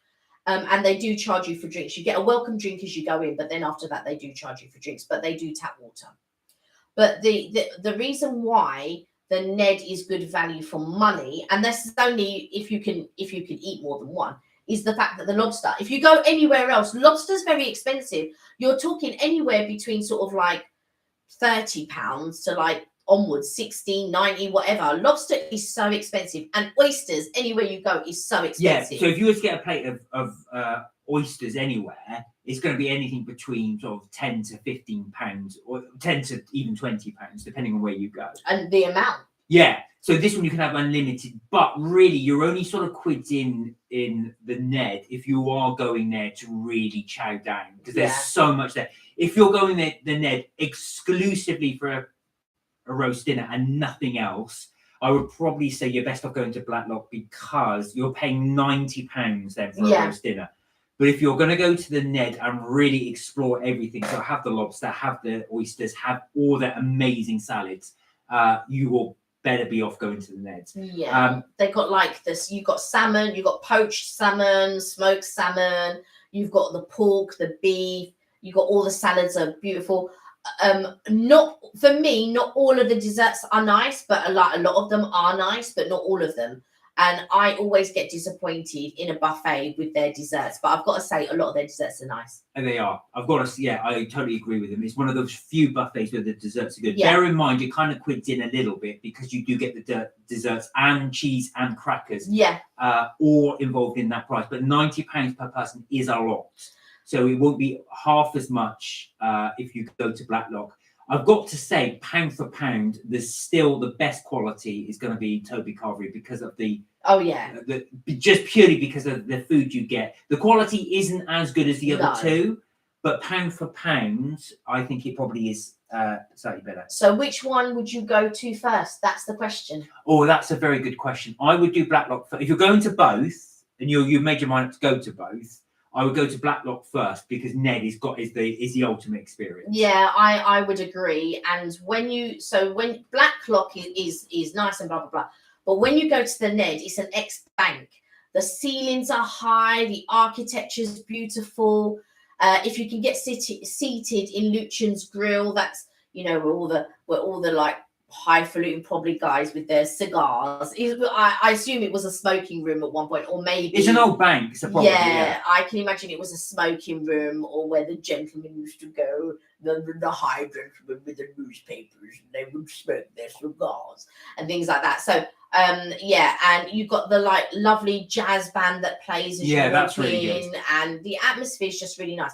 So for me personally, like Mark, I would go for Blacklock first, and then I would go to the Ned. But be careful, because at some point, and I assume it's this year, the Ned put their prices up every year. They do. And when we first went, it was under 70. It was £55 yeah, when we that's first what I said, went. Yeah. under 70. Yeah, so £55. it's now 90.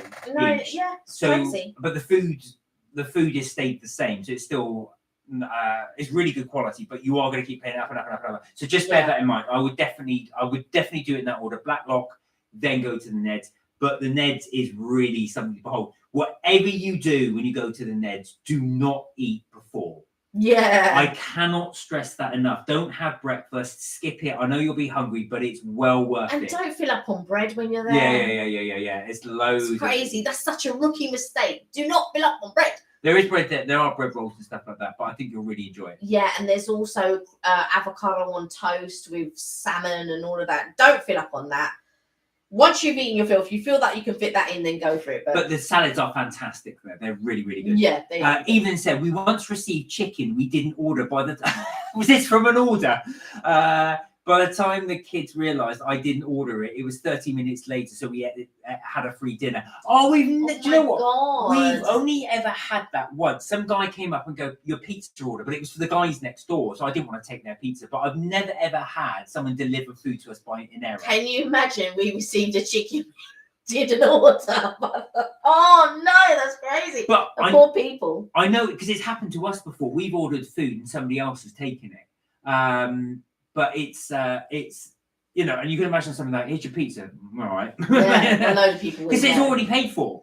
Amy said, have you guys ever been to Cosmos? Yes, we have. We've been to the one in Croydon. Yeah. Is it called something else now? Is it called JRC Buffet? Yeah, JRC Buffet it's now called. But yeah. we have. I did like it, but I've got to say it was better when it was Cosmos than JRC yeah, Buffet. you and Leisha said that it was better then. Yeah. It was better then. For me, it's been the same. To me, wasn't that great in terms of quality.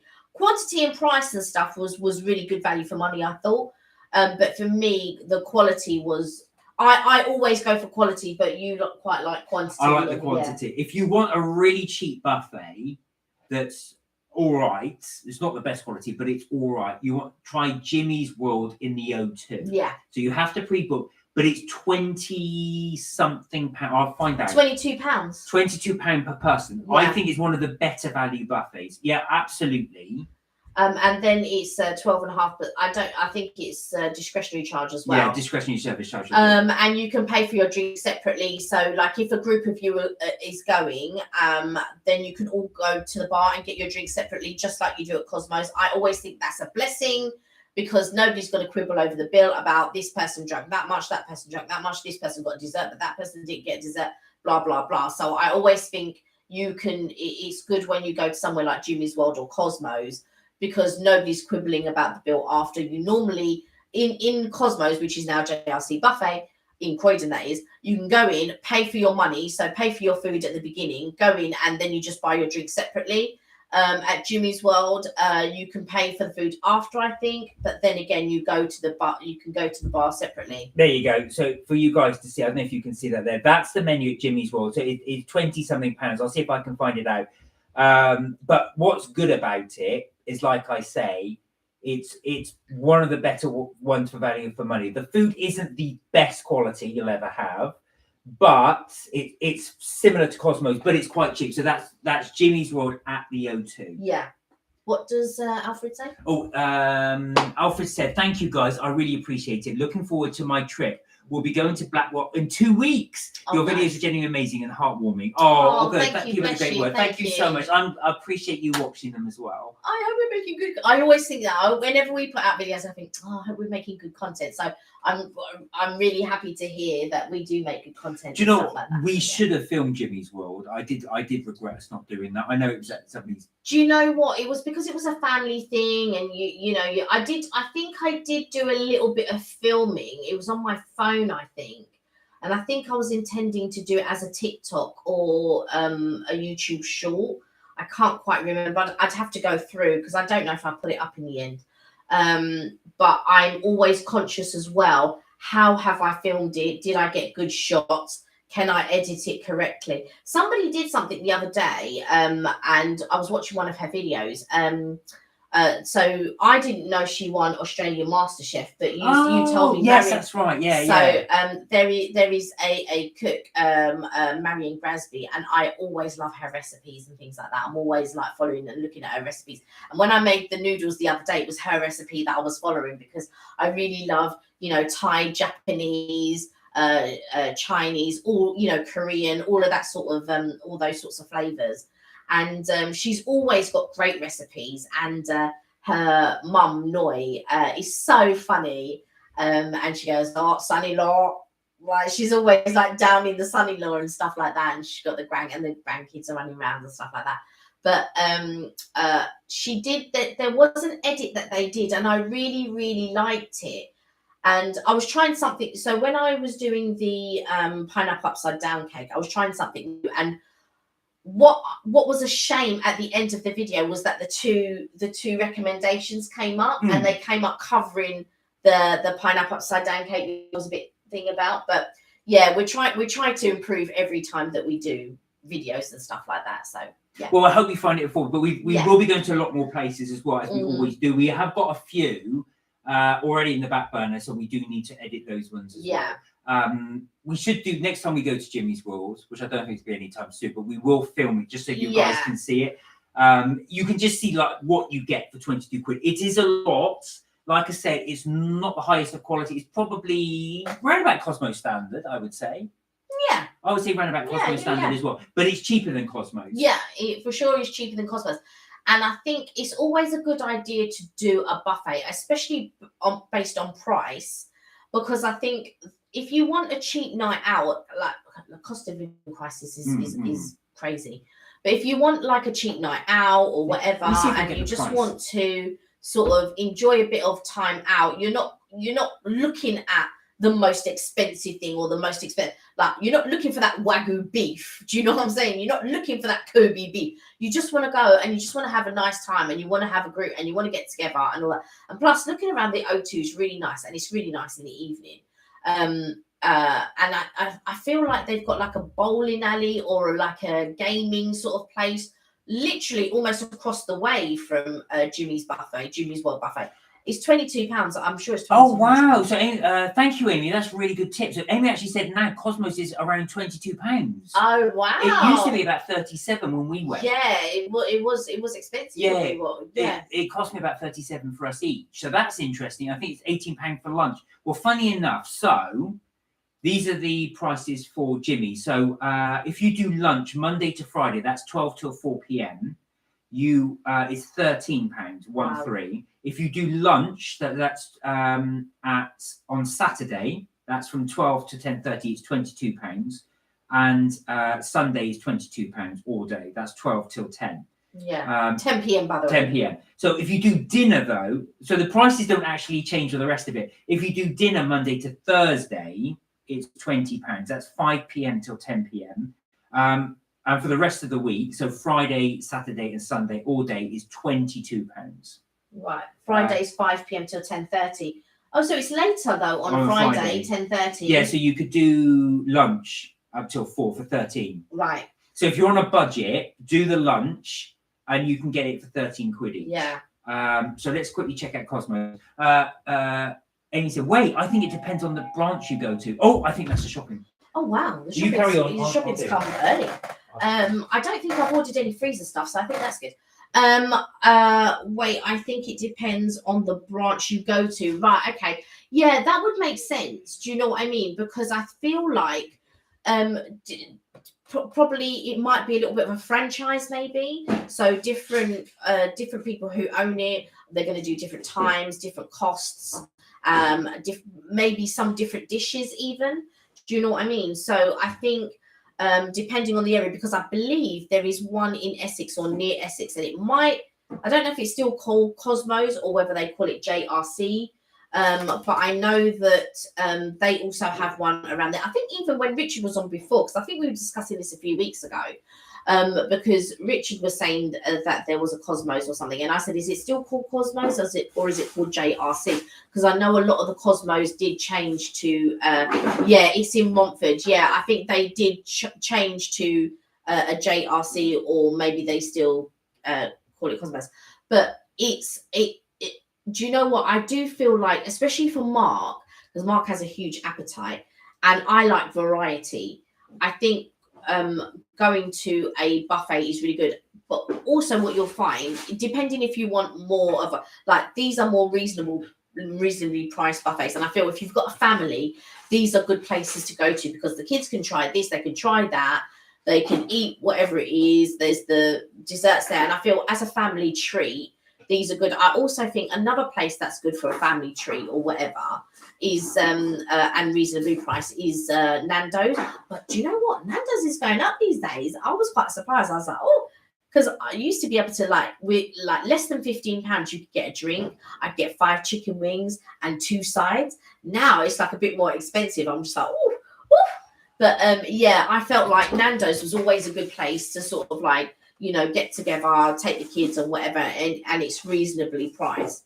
The other, if you want a sort of more higher end sort of buffet and quality wise, a lot of the hotels, if you go and check a lot of hotels do buffets, so you can check and see what their buffets are like and stuff. But I think, me personally, I do feel like the Ned is really good, but it hurts me to have to pay that much money. And I don't even eat a lot of lobster. Mark is the one that eats lobster, and he eats oysters. So I don't know I would go because Mark wants to go and stuff like that, but I don't know if at the moment it's worth the money. I do feel like it's extremely expensive.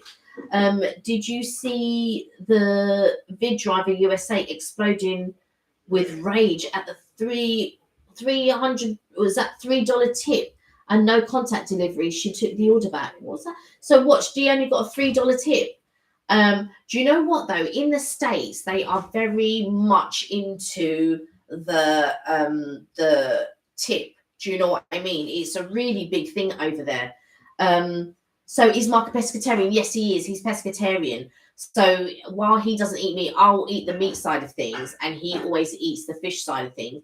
Like, don't get me wrong, I like lobster, but I don't want to sit there like getting the nut crackers out to crack the claws and this and that. By the time I don't want to eat it. Do you know what I'm saying? Because I've already worked for it. My hunger's gone. I want to eat things there and then when I'm hungry.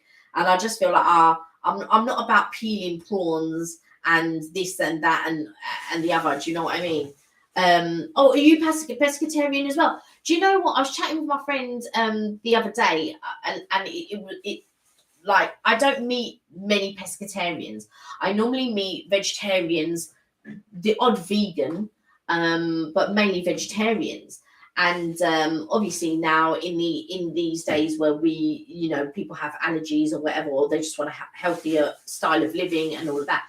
And she was telling me that she was pescatarian, and I kept forgetting that she was pescatarian. But anyway, we went for lunch the other day. I think, yeah, we went for lunch yesterday. I ordered prawn toast. I didn't read it. I just ordered it and whatever. And then it turned out she couldn't eat the prawn toast because it was infused with chicken. So they didn't call it chicken and prawn toast. They called it prawn toast. I didn't look at the description. I just thought, oh, because normally if I order prawn, I was torn between the Thai fish cakes and the prawn toast. And I thought, oh, do you know what? I always love a good prawn toast. I'm just going to order the prawn toast. And look at that. It had chicken with it. Now, if I'd ordered that, I wouldn't have read it. And I don't know if Mark would have read it. He would have eaten that prawn toast. And both of us thinking that is prawn toast. And it's not. It was chicken and prawn. I was like, oh, my God. But, yeah, I think, normally during Lent years ago, I would be pescatarian, the same as my mum. She'll be pescatarian for the next 6 weeks.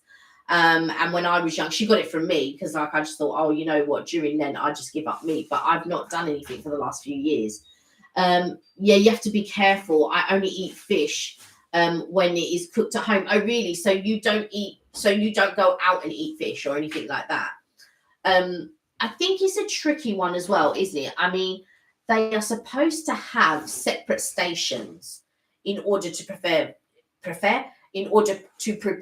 vegetarian food, vegan food, and I think you will have those restaurants who are very good. Do you know what? There was a total vegetarian pizza express next to Somerset House, and I remember when they were opening it, and I remember the open day because there was people outside. I wasn't stopping by, but I was going by on the bus. But Mark and I were passing there the other day because we were doing some filming, and it's not a vegetarian restaurant anymore. So it's just like a normal pizza express. But before it was like a pure vegetarian pizza express. I don't know if maybe there are some restaurants that maybe you wouldn't think to go to because they're vegetarian, and maybe in your mind you're thinking pizza. Because I don't know if you've ever heard of Mildred's. So that there's a pure vegetarian restaurant called Mildred's, and everything they do is vegetarian. I remember taking Mark once. We were sort of like newly dating and stuff like that, and we went there, but he didn't.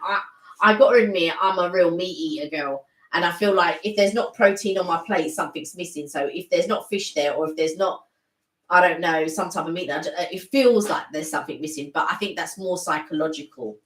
And we did go there, but I didn't really like it, and I don't think Mark really liked it either.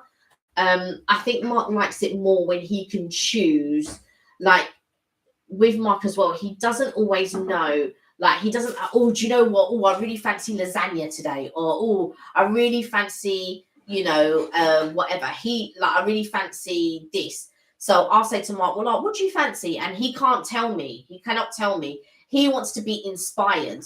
Like he wants to see something, oh yeah, that looks good kind of thing. Whereas with me, I think, oh, do you know what? I really could fancy shepherd's pie, or do you know what? I really could do with a cooked breakfast or something like that. So there is something that I'll think about and I think, oh yeah, I'd really like that. But with Mark, he needs to be inspired. So he needs to see the food there and think, oh, do you know what? That looks good. That's what I'm going to go for. So I could never say to him, unless we're going for pizza, because pizza, Mark would have that every day if he could. I can never say to him, oh, like, but what do you fancy? Like, where do you feel like going? Like, what's tickling your taste buds or whatever? He will never, ever be able to tell me what he fancies. He's more of a visual person. So he needs to say, whereas I'm thinking, do you know what? I'm feeling Chinese today. I could do that crispy seaweed and things like that. How long has Mark been pescatarian? When I met Mark, he was vegetarian. And sorry? 21 years. 21 years he has been pescatarian. So 21 years.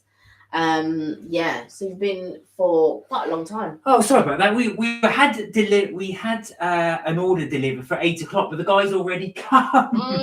So I thought that's how fast I am. Put it in, packed it away. Yeah, just the fridge stuff. Well, that's all done. Okay. There we are. Alfred said, I recently came across your video of Mark climbing the O2. Kelly mentioned you have vertigo and you have a fear of heights. How did it feel at the time, and has it helped you overcome your fear of heights? That's a good question, actually. That is a very... So actually, I've got to say, Alfred, if you do have a fear of heights, anybody, and you want to do the O2 climb, what's good with the O2 climb? It's very gradual. So I did it with Kelly's cousin. So the story is that my brother got us 2 tickets to go over the O2.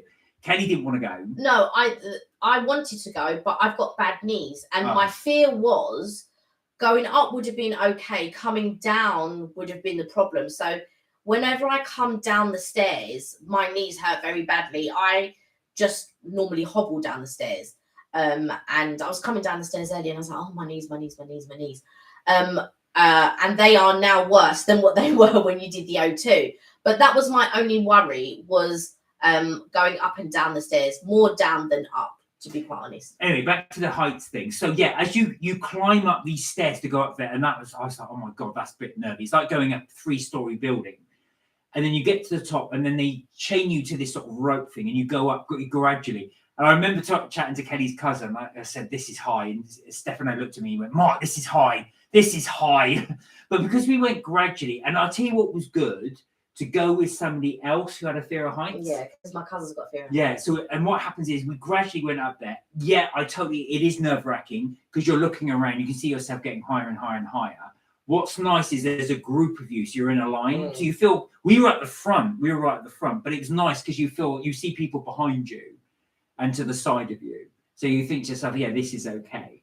When we got to the top, they release you from your tethers. You can actually walk around. And by that point, yes, it didn't completely over. Like I said, I still got a fear of heights. Yeah. But I was at the top. I felt really relaxed. And I thought, this isn't bad. Did you feel a sense of achievement? Yeah, very much so. Because I imagine when you do something, especially when you're very scared of it, like you feel like you've achieved something. You think, oh, God, do you know what? I just did that. And like you not conquered your fear, but you faced it. Yeah. Do you know what I mean? Coming down is weird as well, because coming down, so obviously what goes up must come down. Yeah. You've got to go on the way back down. So you don't come back the way you came. You go on the other side of the O2. And it's weird because you're going at such a gradient. Yeah, that's what I was worried about. And I think, actual fact, for me, it was a bit more nerve-wracking going down, because you feel going up, you've got to make the effort to go up. Yeah. So you gradually go up. But going down is almost like you think, oh, I could just accelerate. Anyway, you don't. You're fine. But it just feels like that. But yeah, I would definitely recommend it for anybody that hasn't done it. If I didn't have bad knees, I for sure would have done it. I would have been worried about if the stuff fit me that they've got. Because I think, did you have to use overalls, or was it just like a thing? Well, funny you should say that. At the time, you had to use overalls. I think they've now changed that. Yeah, because I was worried about whether they were going to have my size of overalls as well when I was there. The overalls at the time were like a boiler suit, but I'm pretty sure they've changed it now. Because I was looking at people going over and they were all just in regular clothes. Right. So I think all they do now is just the harness. Yeah. I didn't see the point in that. I wouldn't have seen the point of wearing, do you know, boiler suit. But I I for sure would have liked to have done it, but my two worries were they weren't going to have a suit that was going to fit me, because like it's very rare that people invest in an extra large suit, and even if they did have an extra large suit, it would have been too long because I'm 4 foot nothing. And so I don't think they would have had the right sort of like length for me. Well, I'm just about 5 foot, but yeah. Amy said a teacher I had in college, he told me that his only job, I don't know, you said old job, was to take people climbing the VO2. He used to also say he was scared of the tall security guards. Well, do you know what? The funny enough, the ones that took us over were students. There's a college, is it Birkbeck College? Oh, no, it's Ravensbourne. Ravensbourne College, which is right next to the O2. Yeah, pretty much. And the guy that took us over, he said he went to college there, but he also lived locally. So he said it worked for him, because if ever they were short, they would just phone him up and he would go in. Yeah. So he said it wasn't a problem for him. But he really enjoyed teaching. So I really enjoyed doing it, because you gradually take people up and you take it. And it's quite a relatively straightforward job. The only difficulty is you are using quite a lot of energy to go up. Yeah. So you gradually take them all up. You've got to be very, very personable, though.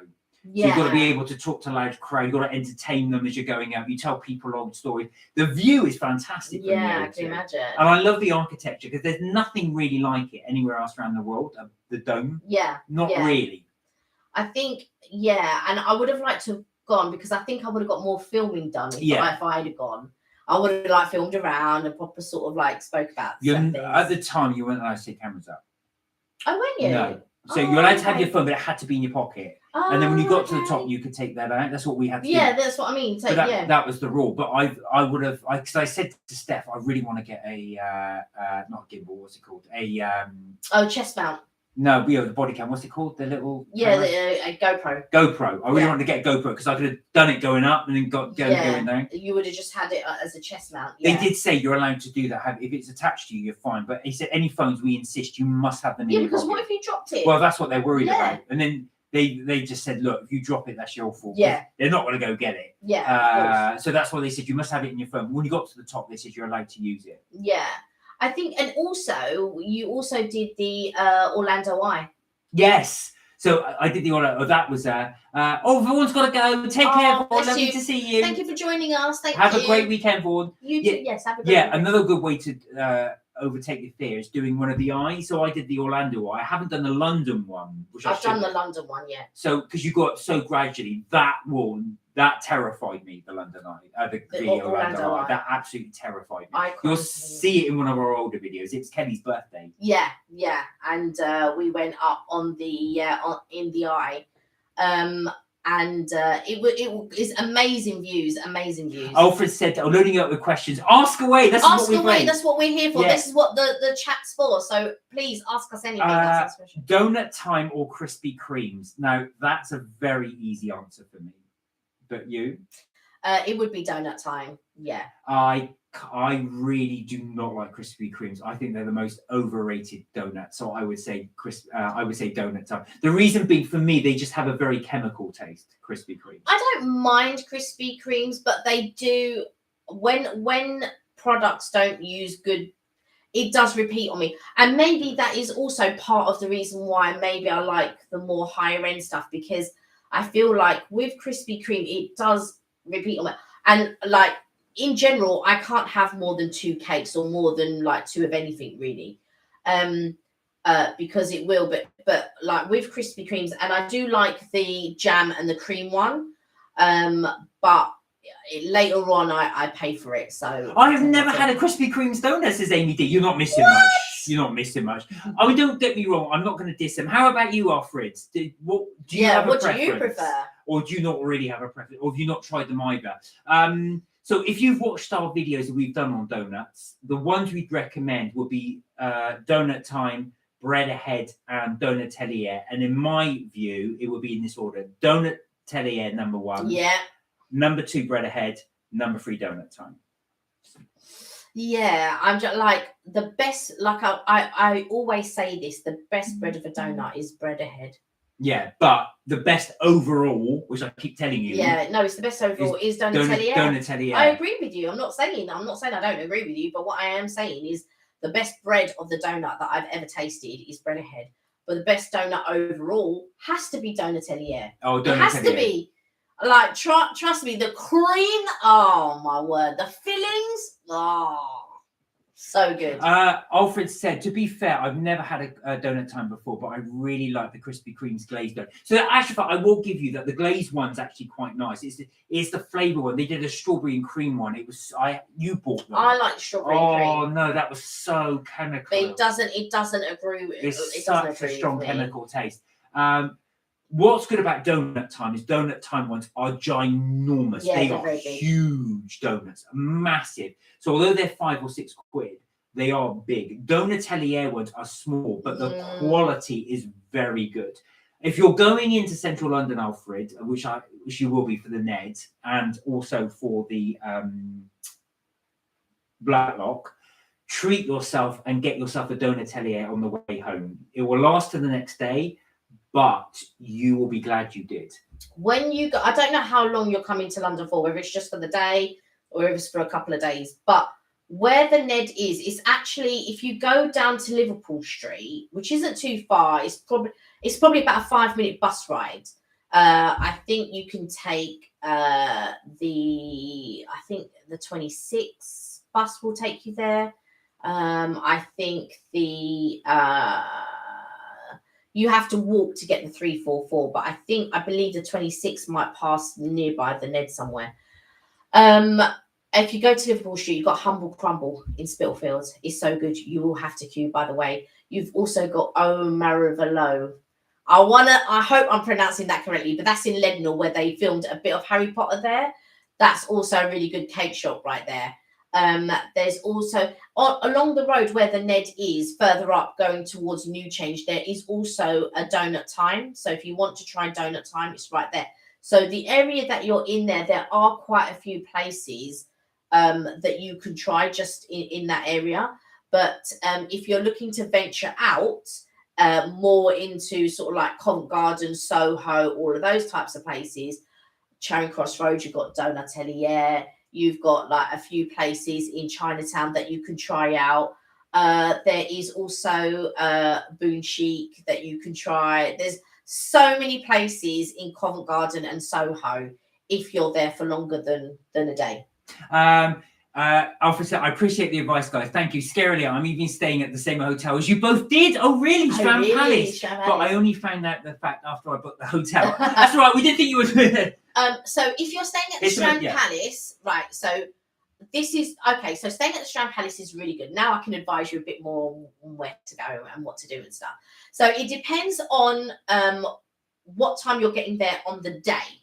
Because like we could, like if you like pizzas and things like that, check out what we did, which was Jake's. Which would you rate over, Jake's or Pizza Pilgrims? Jake's. I've got to say, I quite liked Pizza Pilgrims, but Jake's is a better venue. Like they're not too far from each other, but it's a better venue to go and sit down, eat, and enjoy the atmosphere. I feel like the atmosphere is a lot better, whereas Pizza Pilgrim's more student-y. It's got more of a student-y vibe. So if you are a student, I don't know if you are, but and you don't mind that student-y vibe, and it is cheaper, I believe. Yes. So Jake's is a very big, thick.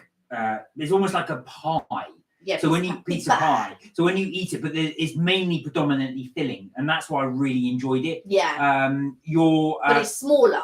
Pizza Pilgrims is more your traditional pizza. Yeah.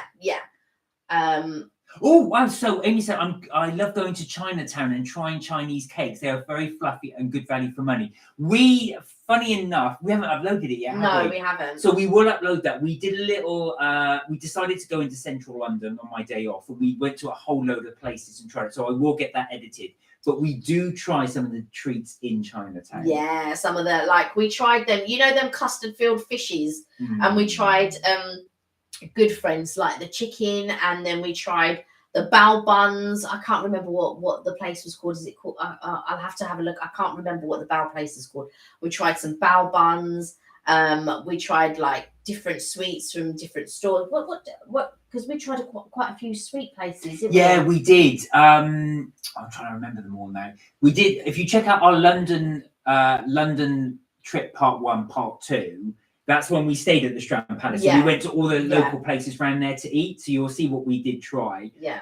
Also check out our video which says it was Japes, donut time, and creme. Creme is a really nice that's one. the other place you really got to try it. My favourite, I actually like the milk chocolate one, but your favourite is the white chocolate and miso. Yeah, Mark really likes that one.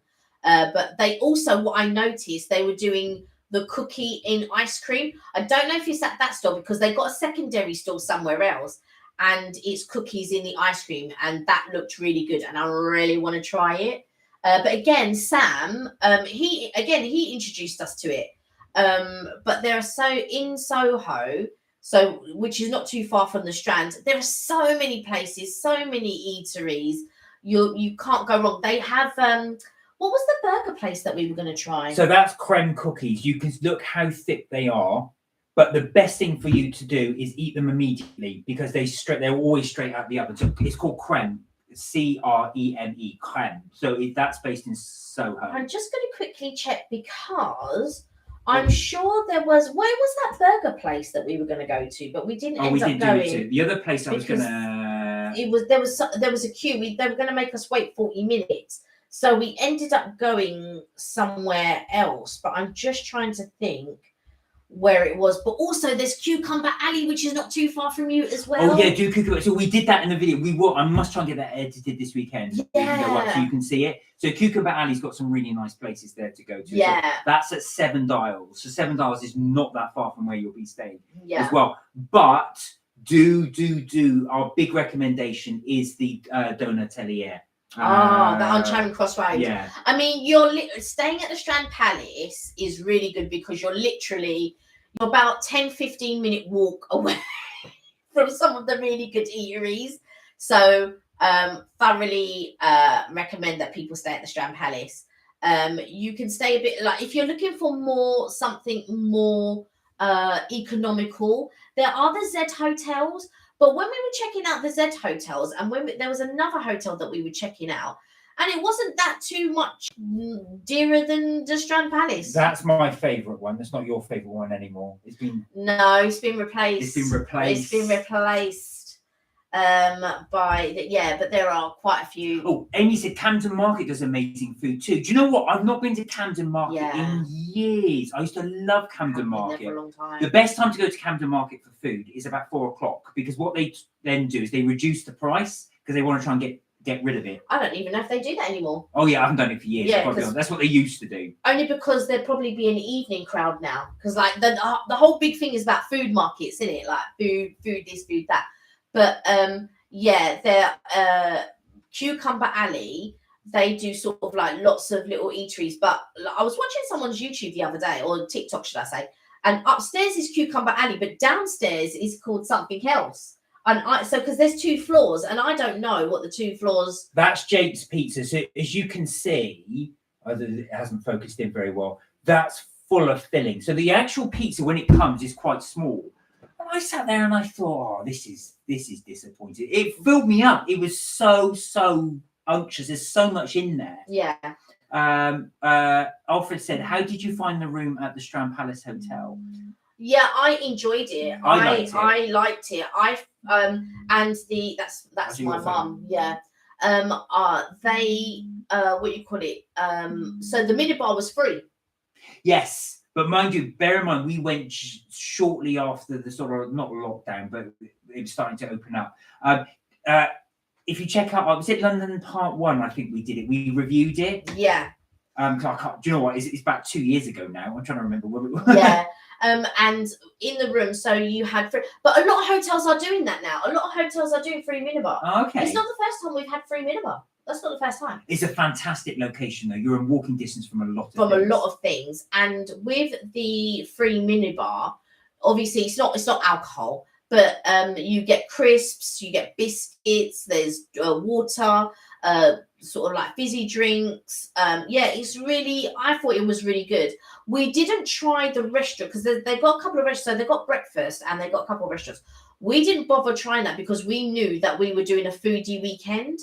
So we didn't have any. So we can't advise you about the food in the hotel, unfortunately. But years ago at the Strand Palace, they don't do it anymore. They used to do carvery years ago. It wasn't the best carvery. Toby was a better carvery, but it was good. Like I took people for office party, like it was like a Christmas. So in one of the jobs that I used to do, I would plan sort of like the get-togethers that we would do and stuff like that. So we would do it a few times a year, and I was planning the Christmas one, and that was one of the places. It wasn't a company one because that was different. It was just team one. So several of the teams would get together, and I would plan where we would go and stuff like that. And that was one of the places. That we went. So it was Weekend in London Part 1 and London Part 2. I couldn't remember. It was such a long time ago we filmed it. When did we film that? That's a couple of years ago. Yeah, it must have been. Yeah, it wasn't last Christmas. No, it's 1 year ago, believe it or not. It feels like a lot longer. No, it wasn't last Christmas, was it? 1 year ago. Oh God. But yeah, definitely recommend that. We've also done another video, which is around about the time we did that one, which was Japes. So Japes Creme Crosstown. About 9 months ago, we did that one. So again, you can see all those local places there. And we did another one. Milk Chain. Oh yeah, Milk Train ice cream. I don't even know if that's open. I've got to be honest. Milk Train's not too far from you at all. So if you like ice cream, and they do the soft serve ice cream with the candy floss around. God, you're like saying such a good location. There's just I remember us just staying there, but we didn't do Milk Train because it was cold. But we did other things. But you're staying in a great location. You're not too far from Soho. You're not too far from Chinatown. You're not too far from Covent Garden. Loads of places to visit. So Milk Train is famous because it does the ice cream with all the candy floss around it. So this is the one that I had, which was the pot of ice cream with the flake tree thing, and then obviously the candy floss. But they do loads of different versions like that. So, no, that's the one I had. No, that you had. Sorry. Yeah. I'm just saying that's the one I had. That's not the one you had. And then there's this one as well. So that does the ice cream. Oh yeah, we both had that one. Yeah. So do you see that ice cream with the candy floss as well? So it's famous. They put all the candy floss around it. Absolutely fantastic. Yeah, they do seasonal ice creams there as well. It's mainly soft serve. Well, it's only soft serve, but they do seasonal flavors. They do get sold out very quickly. Oh, Crackala is around there. Oh my word! Oh, Crackala's not too far from where you are. If you're looking for value for money, like you just want to go out for a quick bite to eat, it's not the hugest of portions, but there's Cote not too far, and they do like a lunchtime menu, and the lunchtime menu is really reasonable. It's something like £16 for like 2 courses, or £18 for 3 courses. It's really reasonable. Amy said, I really want to do the Quality Street thing you did in Christmas video. I thought it was so cool. You could pick out your chocolate. Do you know what? It was Richard introduced us to that. Yeah. It is really good. I don't know though if they do it post-Christmas. They don't do it all year round. No, they don't. They only do it at Christmas. As far as I'm aware, they only do it at Christmas time. I'm sure that's what we next time we're in Oxford Street, we'll take a trip in there and just see if it is. If it is, we'll let you know. Yeah. We don't go to Oxford Street very often, but yeah, the next time time we go, we'll do a little drop in there as well. Also, guys, if you do want any tips or anything, please do feel free to message us as well. We've got all the bio in our channel. the about page. So if you go to our about page, you'll scroll down and you can find our email, and then just message us, and I can give you a list of places to try and things like that. And places to go. I mean, there's like London's so full of stuff. London is great full of stuff. So we always like to try and pick these things out as well. And there's plenty of videos for us to do. Sorry, go on. No, I was going to say it depends if you want sit down meal or whether you want grab and go. You want to try loads of different places. But yeah, with the chocolate ones as well, it was really good. London is your oyster. It is. Talking of oysters, that's another thing. We'll go back to Borough Market and try, and you can have limited oysters at the Ned. Well, guys, we've been going for over 2 hours. It's been absolutely fun. It's flown by. It's just flown by. You've been able to unload the shop. I know. So I was pretty quick with that as well, I thought.